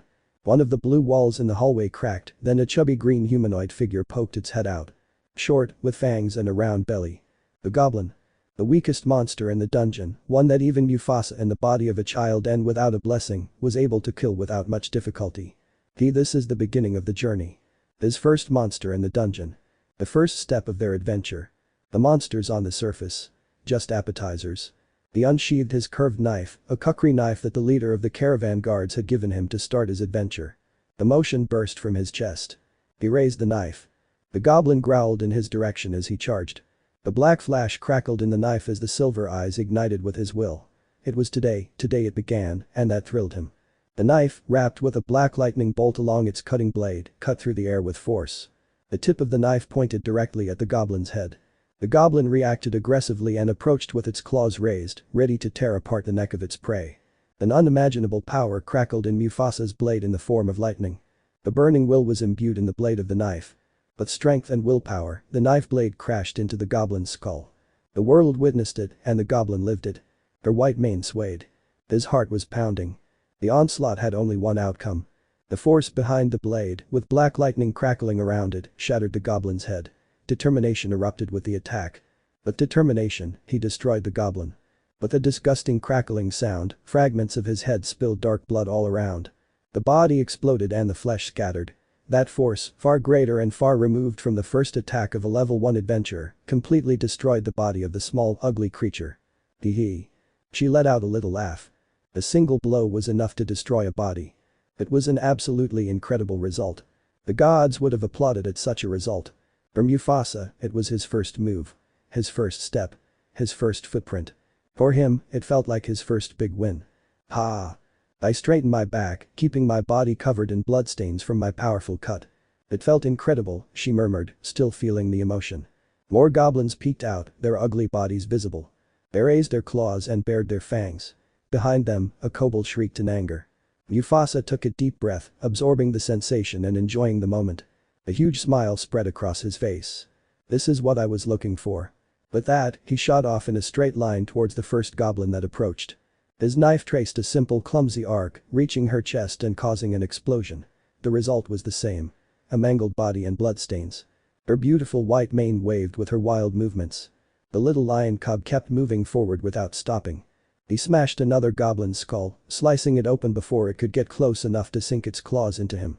The kobold, which was now dangerously close, opened its snout and tried to bite his neck. Mufasa reacted quickly.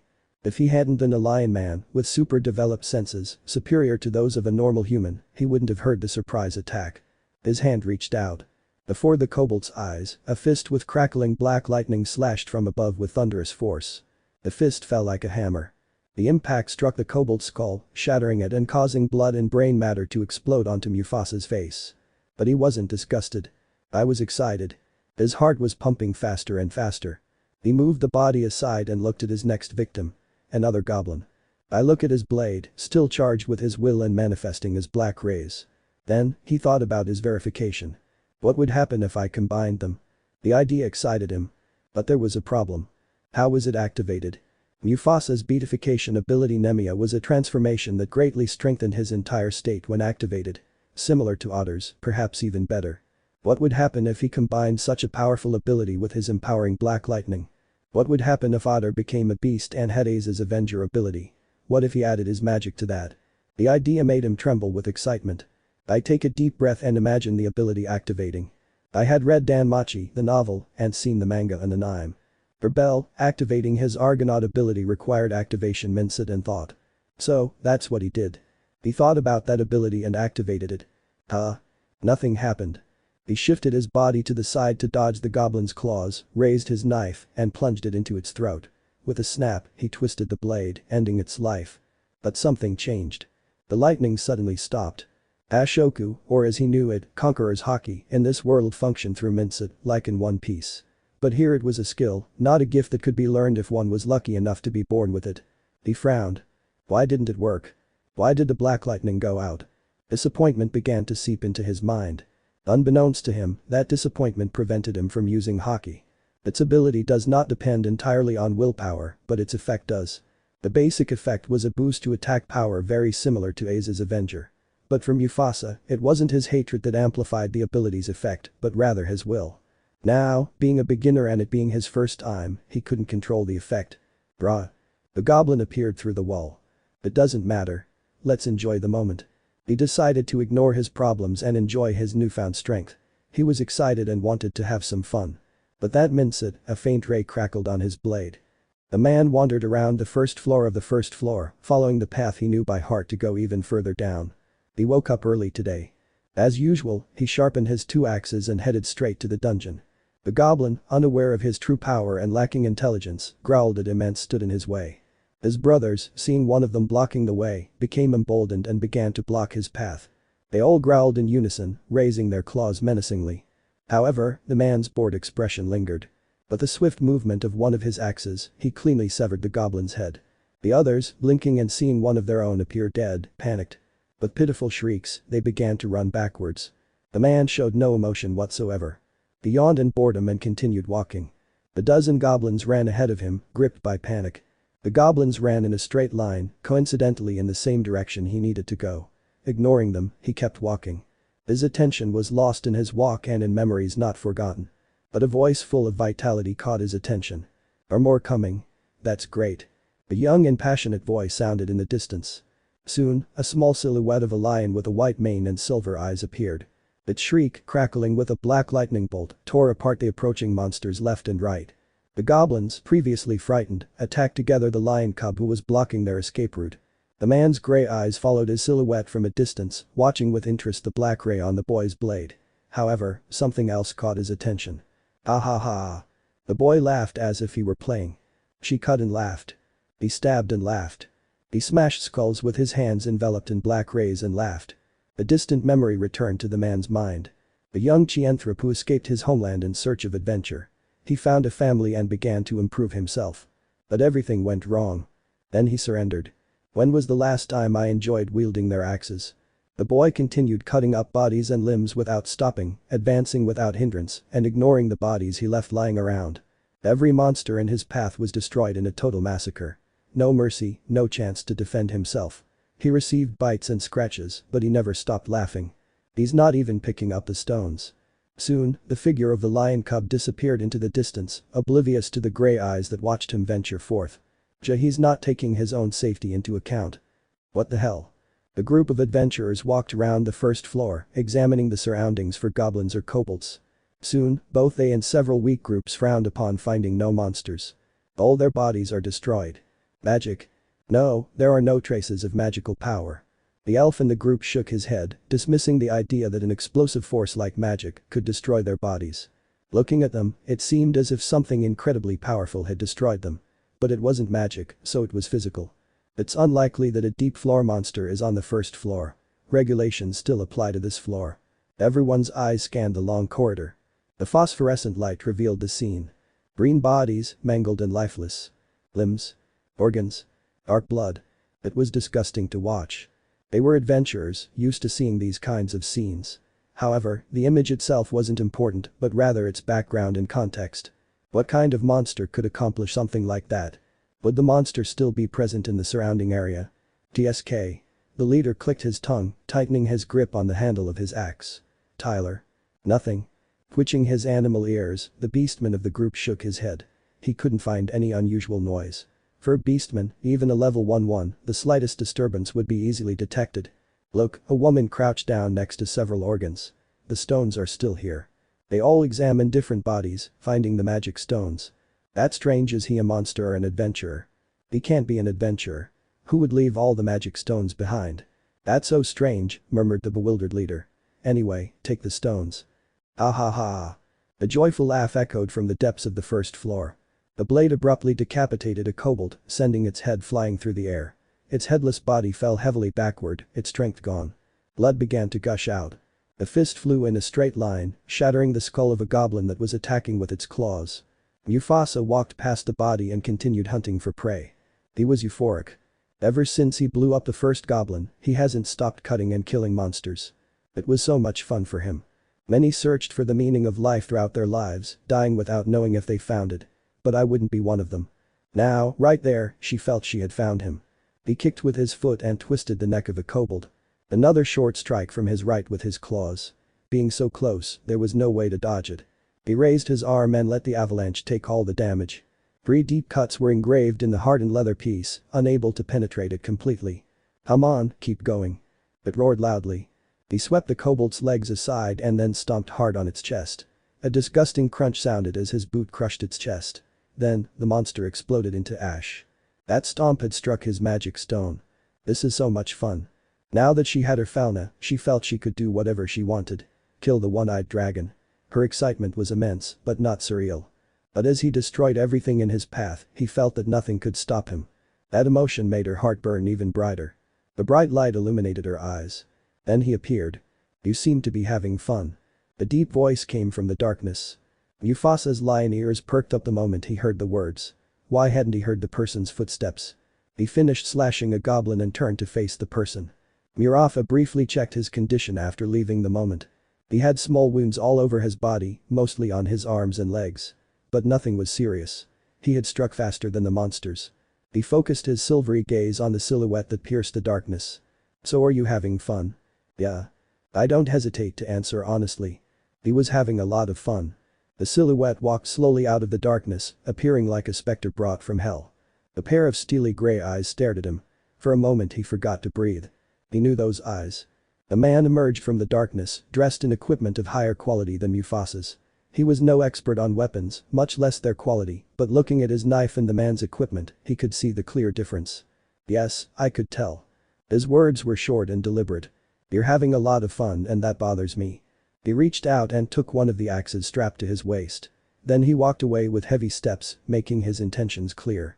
Struggle. You kill a couple of rats and suddenly you think you're powerful. It bothers me. Then look the other way.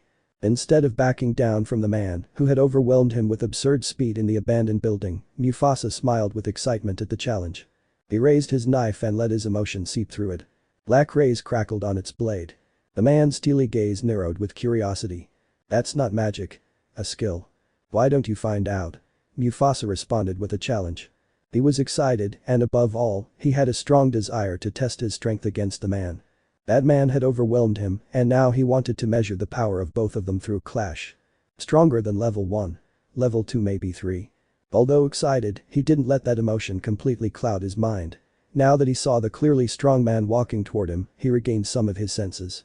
Now that I've come to my senses, were you frightened of the man? Absolutely not. Hein, the man, whose name is Barcelo, wasn't bothered by the boy's challenge. The arrogance of novices these days is annoying. With a powerful stomp, the man took off towards Mufasa. Her speed was now slower, clearly slowed down, so that Mufasa could react to it. Mufasa, not understanding the man's motives, responded with a cut. He caught the man's axe swinging, moving with just enough speed to make it appear merely swift. However, he couldn't gauge the force behind it. The distance between the two weapons was cut in an instant.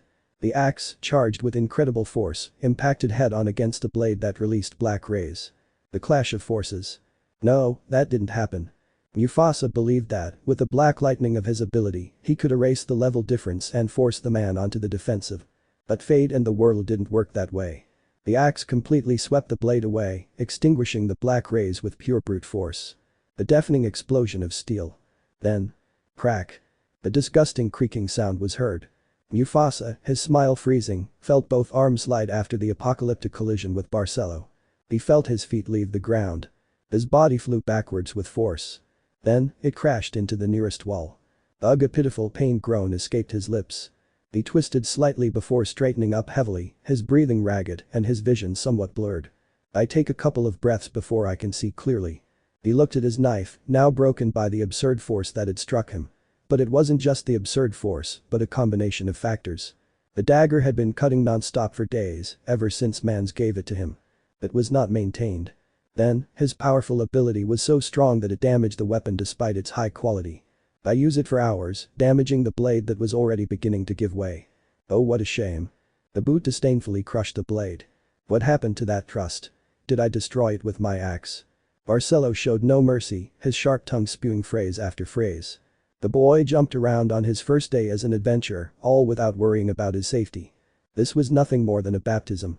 I was teaching him a valuable lesson. In the dungeon, power is everything. I looked down at the child lying against the wall. Would she cry? Would she break down? I wanted to see his reaction. But it didn't turn out as he expected. Hahaha. Incredible. Again. The lion boy's madness worsened. What should have been an utter defeat, a spirit breaker, had been nothing more than amusement to him. He stared at the man and laughed uproariously. What's wrong with this child? There, standing silently while looking at the child with dislocated arms, he was perplexed. Was he mentally broken? So that kind of power is possible, the boy murmured after he stopped laughing. It's amazing.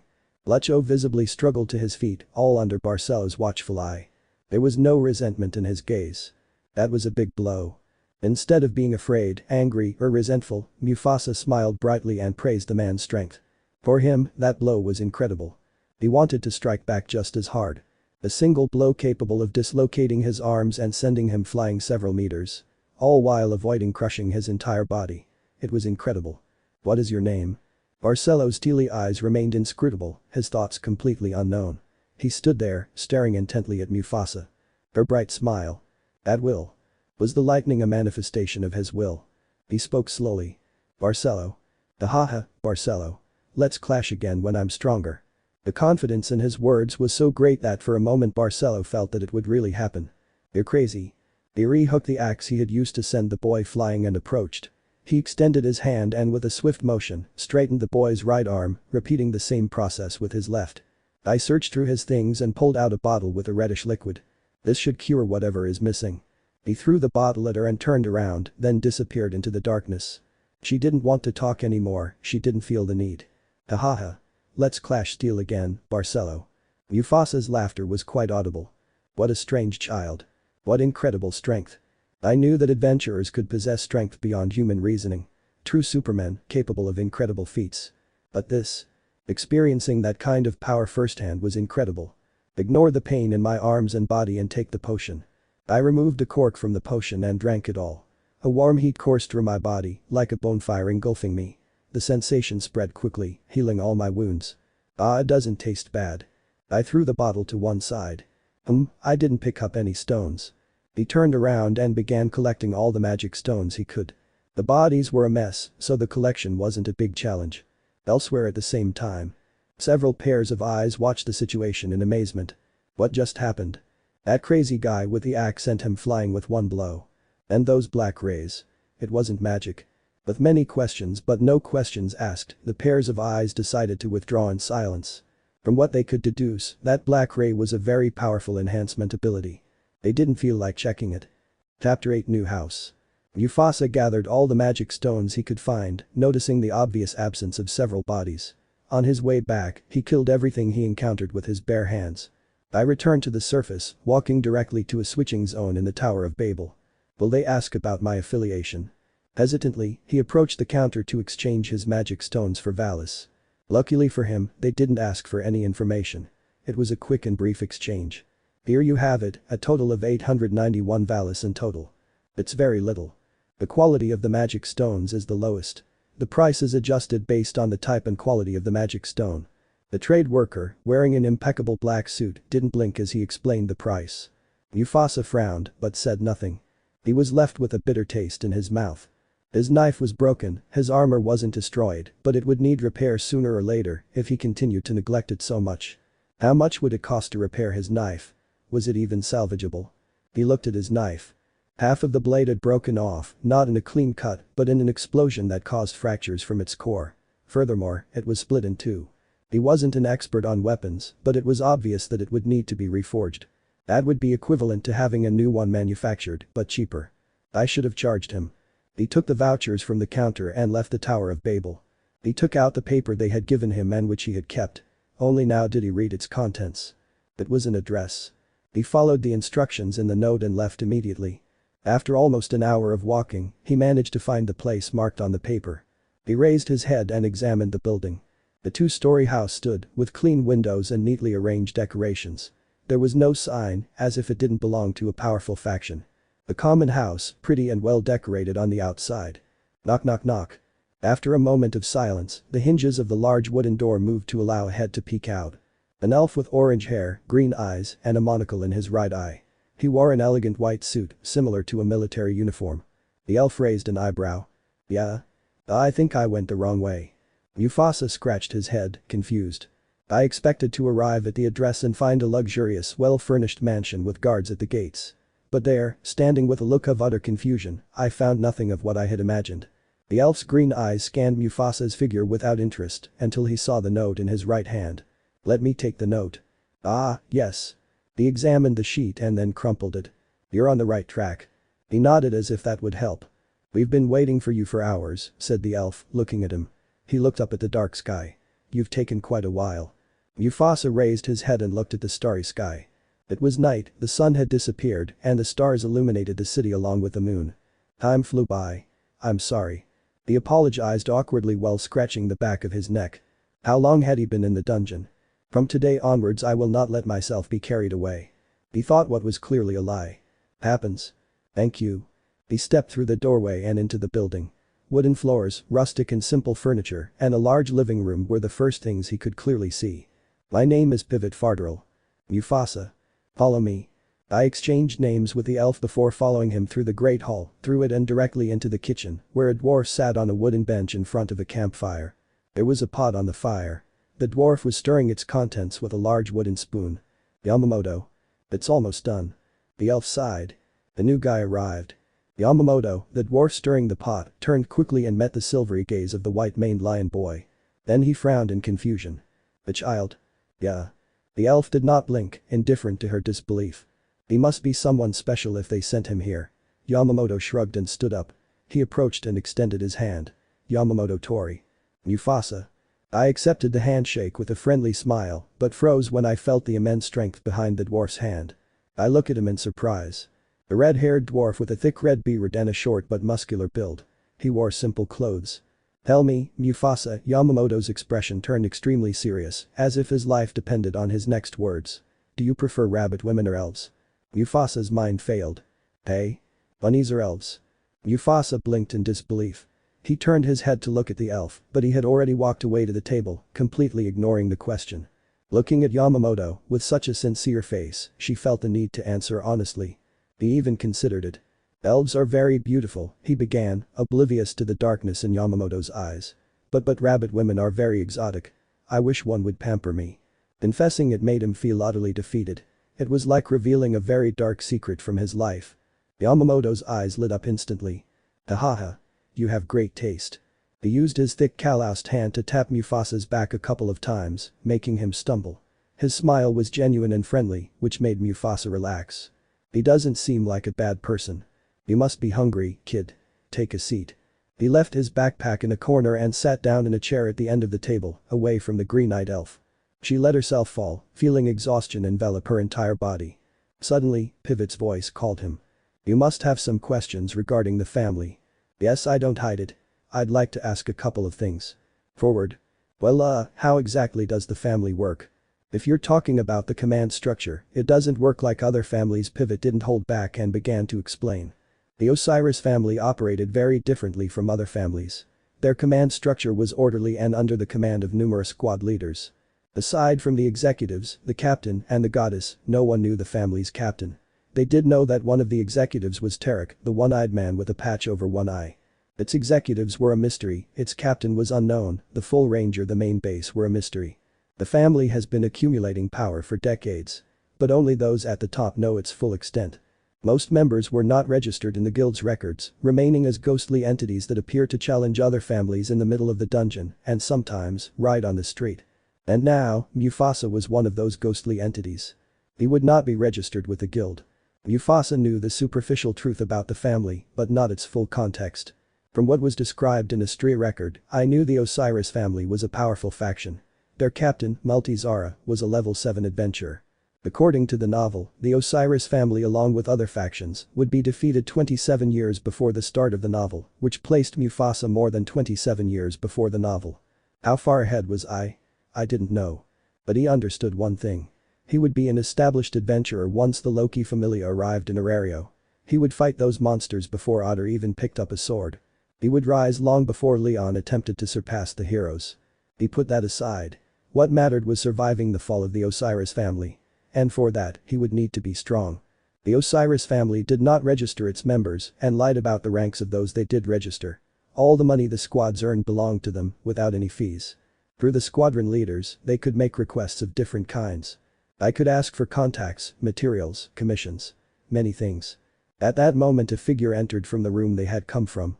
I'm back. Advertisement. The man's gaze swept around the room before settling on Mufasa. He blinked for a moment before speaking. Is it him? Yeah. Mufasa was speechless. In the hand of the man who had just arrived was a magazine with adult content. The cover showed a pretty elf, fully clothed but with a seductive look. I am Majima. Mufasa. Majima, a rennered man with golden hair and green eyes, wearing a yukata reminiscent of the Wild West. It's like seeing a male version of Harahim. For a moment, the image of a beautiful girl identical to Majima appeared beside him. Tell me, Mufasa. Mufasa felt a sense of deja vu when he heard him speak. Did you choose elves or rabbit women? He chooses rabbit women, Yamamoto interrupted. He knows what's best. Majima was offended instantly. You don't know what you're talking about, you stupid dwarf. You're the one who doesn't know, you bastard Renard. The two men clashed foreheads in fury, their eyes burning with an anger brought from the very depths of hell. What's going on here? Mufasa was at a loss for how to react. On one side was the dwarf who loved rabbit women and on the other, a Renard who loved elves. Did I need to take a side? Imagine a rabbit woman calling you Onachan. An elf who declares eternal love to you is better. TSK, TSK, TSK. They're so noisy. A third entity entered, steaming from its nostrils. It raised both hands and clenched them into fists, then struck both men on the head. Ouch. Ugh. The scene became even more ridiculous when Mufasa observed the third entity that had forcefully burst in. A short figure, smaller than the dwarf in the group, clenched his tiny fists and snorted loudly, like a rabid bull. You bunch of idiots, can't you shut up for a single day? He huffed as he glared at them. The Palam woman, with two blonde pigtails and honey-colored eyes, approached Mufasa. She was shorter than Mufasa. But her presence was more powerful. I'm Poppy, the captain of this squad and the one in charge of turning you into someone useful. I am Mufasa. Looks like you got carried away, her honey-colored eyes scanned the mess of clothes he was wearing. You stink, take a shower. But first, let's eat. Yamamoto. On my way, boss. Yamamoto ignored the bump on his head and began serving food with astonishing ease. He took several bowls and served large portions of stew. Eat and then go take a bath. Poppy didn't say another word and sat down at the table. She took her bowl and began to eat with gusto. The others also gathered around the table and began to eat. What a peculiar group. I like it. She took her own bowl and began to eat eagerly. Her stomach growled loudly, protesting with hunger. This is your room. Not bad. Yamamoto personally guided Mufasa to his new room. She opened the door and let him in. The room was small and simple.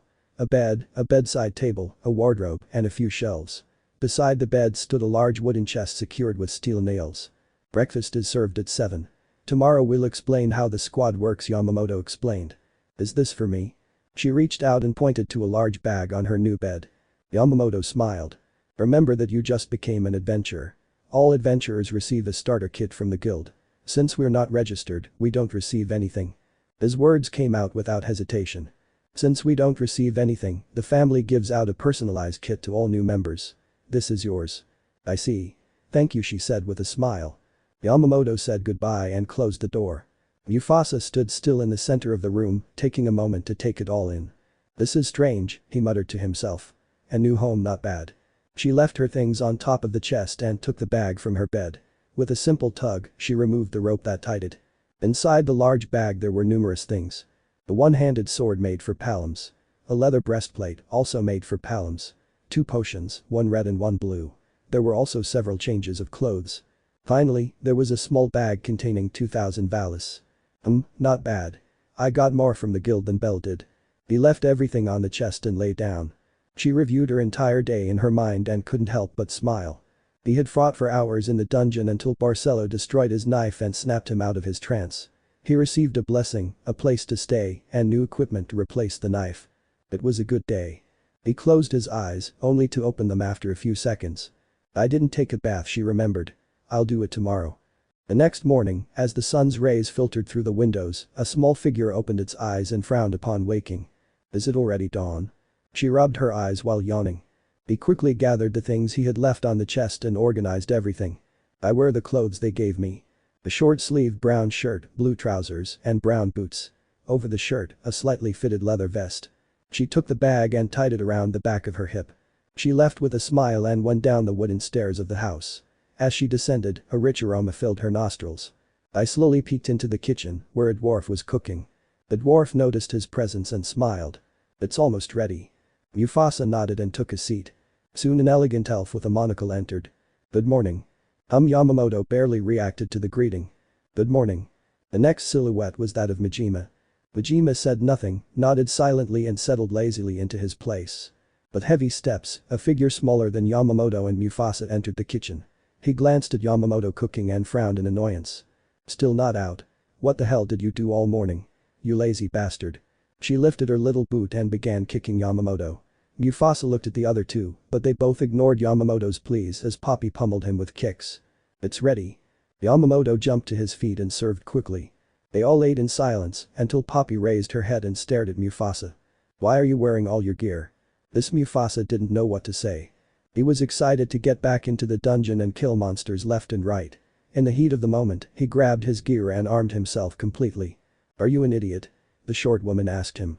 Eat first and then think about the dungeon. Mufasa considered replying that it saved time, but then he remembered Poppy's fit of rage and her brutal attacks with her boot. Even a dwarf like Yamamoto suffered. They ate quickly and left. Poppy stopped Mufasa. You'll come with me today. Yeah. Mufasa waited patiently for Poppy and then they left for the dungeon. Let's go. Chapter 9 Little Pest. She glanced briefly at her squad captain and noticed her equipment.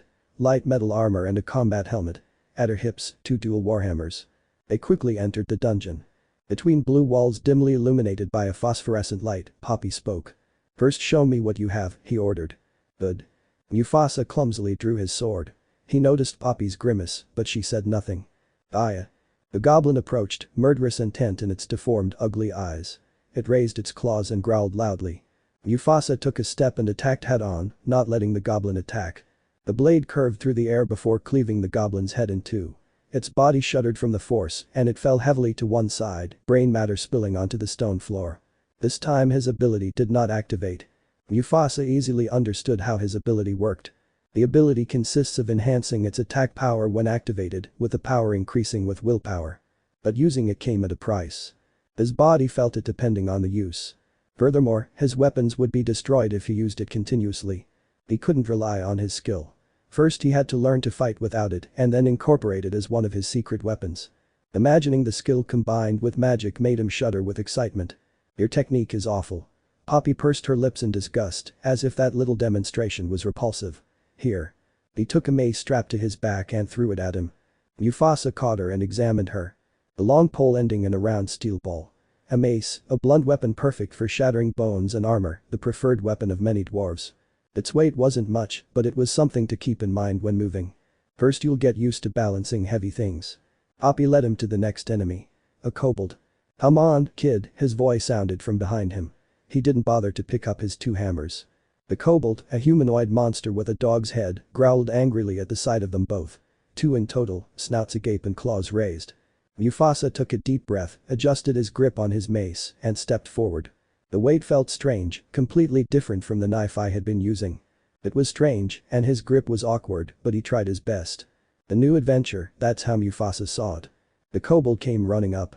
Mufasa also advanced. He gripped his mace and then swung it in a sharp arc. The air around him hissed. The impact was sharp, brutal, and rough. The kobold's dog-like head sank like a melon and became deformed, with the skull and brain matter peeping out of various holes. The weight of the mace, combined with Mufasa's strength, had been enough to crush the kobold's dog-like head. Its humanoid body twisted to one side. I adjust my breathing. Another kobold was already attacking him. Leaping, the kobold opened its snout and revealed a row of deadly fangs. Mufasa took a step back and used the leather armor on his forearm to stop the kobold's fangs. He advanced with a strong stride and shoved the monster with his shoulder. The monster shrieked in surprise. When he raised his head to growl again, he saw it. A round mace crushed his head like a watermelon. His eyes popped out and his skull made a disgusting sound as it was smashed. Bad Poppy approached from behind and hit Mufasa on the back of the neck. It didn't matter that she was smaller and seemed fragile, like a twig about to break. For Mufasa, that small blow was like a hammer striking the back of his neck. You use your strength without any control. It's not enough to hit hard, you must hit well, he said, taking a warhammer from his hip and advancing toward a goblin. Watch closely. With one step, he was already on top of the goblin. The warhammer, with its ferocious engravings, rose heroically and blew the goblin's head off completely. Its flesh, eyes, teeth, and brain matter exploded in the direction the hammer struck. Poppy turned to Mufasa with a satisfied smile, as if she had revealed her biggest secret. Did you know? This woman. That display had been nothing more than a casual prank by Poppy, the Palom of twin warhammers. She showed how to hit, or rather, how she hits with her hammer, and then she expected Mufasa to magically understand just by watching her. Thinking she understood, Poppy continued. If you rush in like that, without hitting properly, Poppy pointed at him, you'll just end up getting turned into mush. Force without reason is useless. She started walking towards the next hallway, where growls were beginning to be heard. Let's go. Mufasa followed her obediently. I look at the mace in her hands, remembering the way Poppy hit. Her demonstration had been boring, simple, and pointless, but Mufasa broke down every part of Poppy's total movement. The way the hammer is gripped. Swinging. Waist rotation. Foot movement. Wrist movement. Everything conspired to allow Poppy to deliver a devastating blow to the goblin's skull. Brute force wasn't enough. That force lacked direction. I'll teach you how to use your body as a weapon. He swung his warhammer again, destroying the entire torso of a goblin. Mufasa followed her, gripping the handle of the mace. Her silver eyes shone with excitement. Every lesson, piece of advice, and experience was exciting. Poppy's teaching style was direct and simple, but he would take care to select each small part and understand them in order to improve a little more. The idea made him smile. The path to the top was not easy. It was not a staircase to follow without obstruction. I would sweat. I would suffer. It would hurt him. And there would probably come a point where he would be overwhelmed. I don't care about them. He just wanted to keep walking, improving with each small action, reaching further and further to that summit where the strongest ruled. The deeper she went into the dungeon, reaching the second floor and passing by a whole group of adventurers, a harsh laugh escaped Poppy's lips. The best way to learn is through suffering, the woman said, her smile widening maliciously. Stay here and wait for me. Her voice faded away like a distant echo. Alone, Mufasa looked around, searching for something interesting. The goblin approached. Let's see. He approached, raised his mace, and adopted the same stance that Poppy had used before. 1 foot forward, knees slightly bent, hips rotated, and finally, focus. Her hands gripped the mace, and she hurled it with all her might, making sure it started from her feet and reached the mace. The round ball of the mace exploded against the goblin's chest. His body flew backward. It rolled a couple of times before coming to a stop, its eyes lifeless and its chest sunken. Then it exploded into ashes. It seems I destroyed your magic stone. I ignore the ashes and look at his mace. The blow was better. He reviewed each movement in his mind, step by step, until he had engraved it in his memory. One step at a time. Slow but steady improvement. After several minutes of reflection, during which several goblins appeared one after another, all eliminated in the same way, he reflected, absorbing every experience, every movement, every sensation. I hit it once, the second time I improved the hit, the third time I improved it even more. Suddenly, Poppy's voice pierced the darkness like thunder. Don't die. Her figure sped past him, appearing as a barely perceptible blur. His silhouette disappeared into the darkness of the hallway. Mufasa ignored her and looked at the place from which he had come. Dozens of goblins and kobolds appeared one after another, their eyes gleaming with malice and hatred, their snouts agape. They raised their claws and growled as if recognizing their sworn enemy. A dry laugh escaped him. But a huge smile spread across his face. The great challenge. The big step. That's what Poppy gave her. Mufasa laughed and ran straight towards the horde. His footsteps echoed on the stone floor, drowned out by the roaring and screaming mob in his direction. He threw himself headlong into the tide of monsters. The grotesque growls mingled with each other, devouring the previous silence of the dungeon. The first kobold leaped with his claws raised. Mufasa swung the mace from below, striking with thunderous force. The kobold's body shot into the air, falling with a thud, its chest hollow and its eyes lifeless. The blow left his left flank open. The goblin didn't hesitate and took advantage of the opening, jumping straight at his face.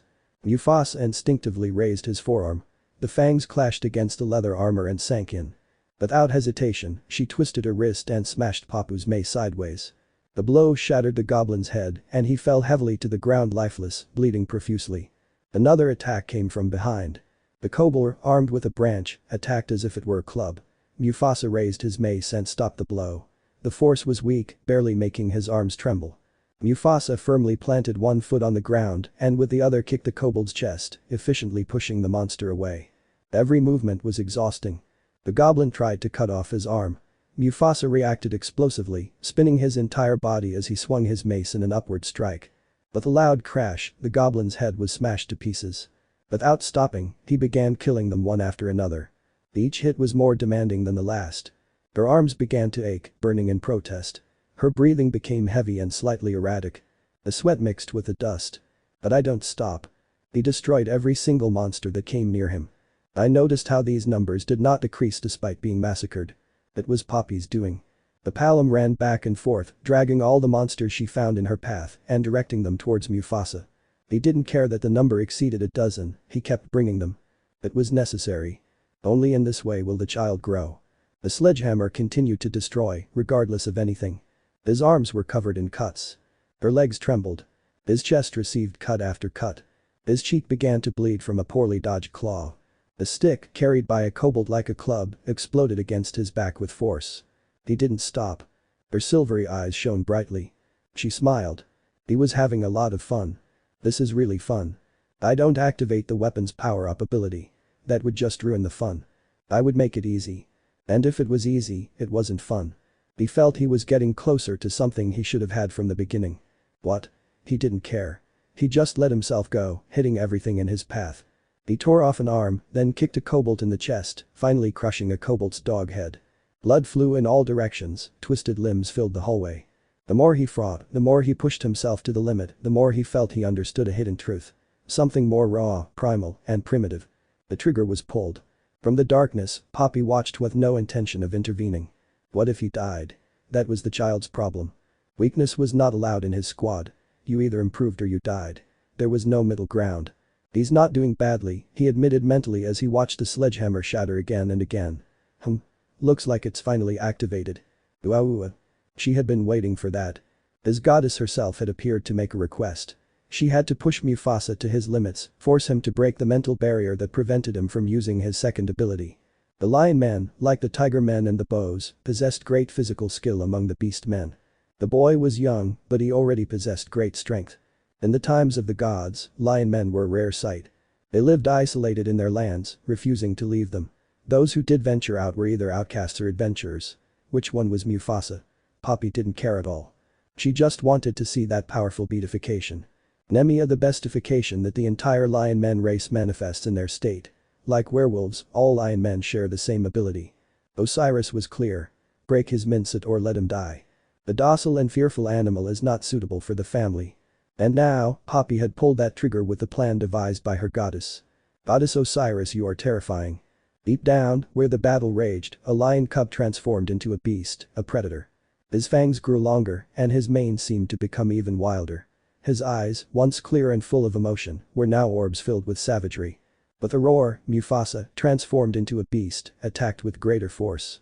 The mace flickered, completely obliterating the head of one goblin and advancing until it shattered the chest of another goblin. He took the head of a kobold and with a squeeze, he smashed it to pieces. He ignored the blood and brain matter on his hand and swung his mace. Body after body, Mufasa swept through.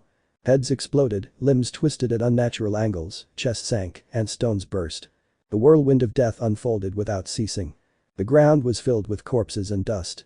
Blood gushed all over his body like rivers. Soon only he remained. The beast turned when it sensed a strong presence. Transformed, its instincts shifted to those of a beast, a predator. And now, I felt it. There was another predator. A small figure wearing a helmet and holding two hammers stood in front of him, smiling. So this is fighting with your heart, huh? Now you understand. In a dungeon, there's no room for deciles. He took both hammers and crossed them threateningly. Now are you going to stand there like an idiot or are you going to attack me? Attack.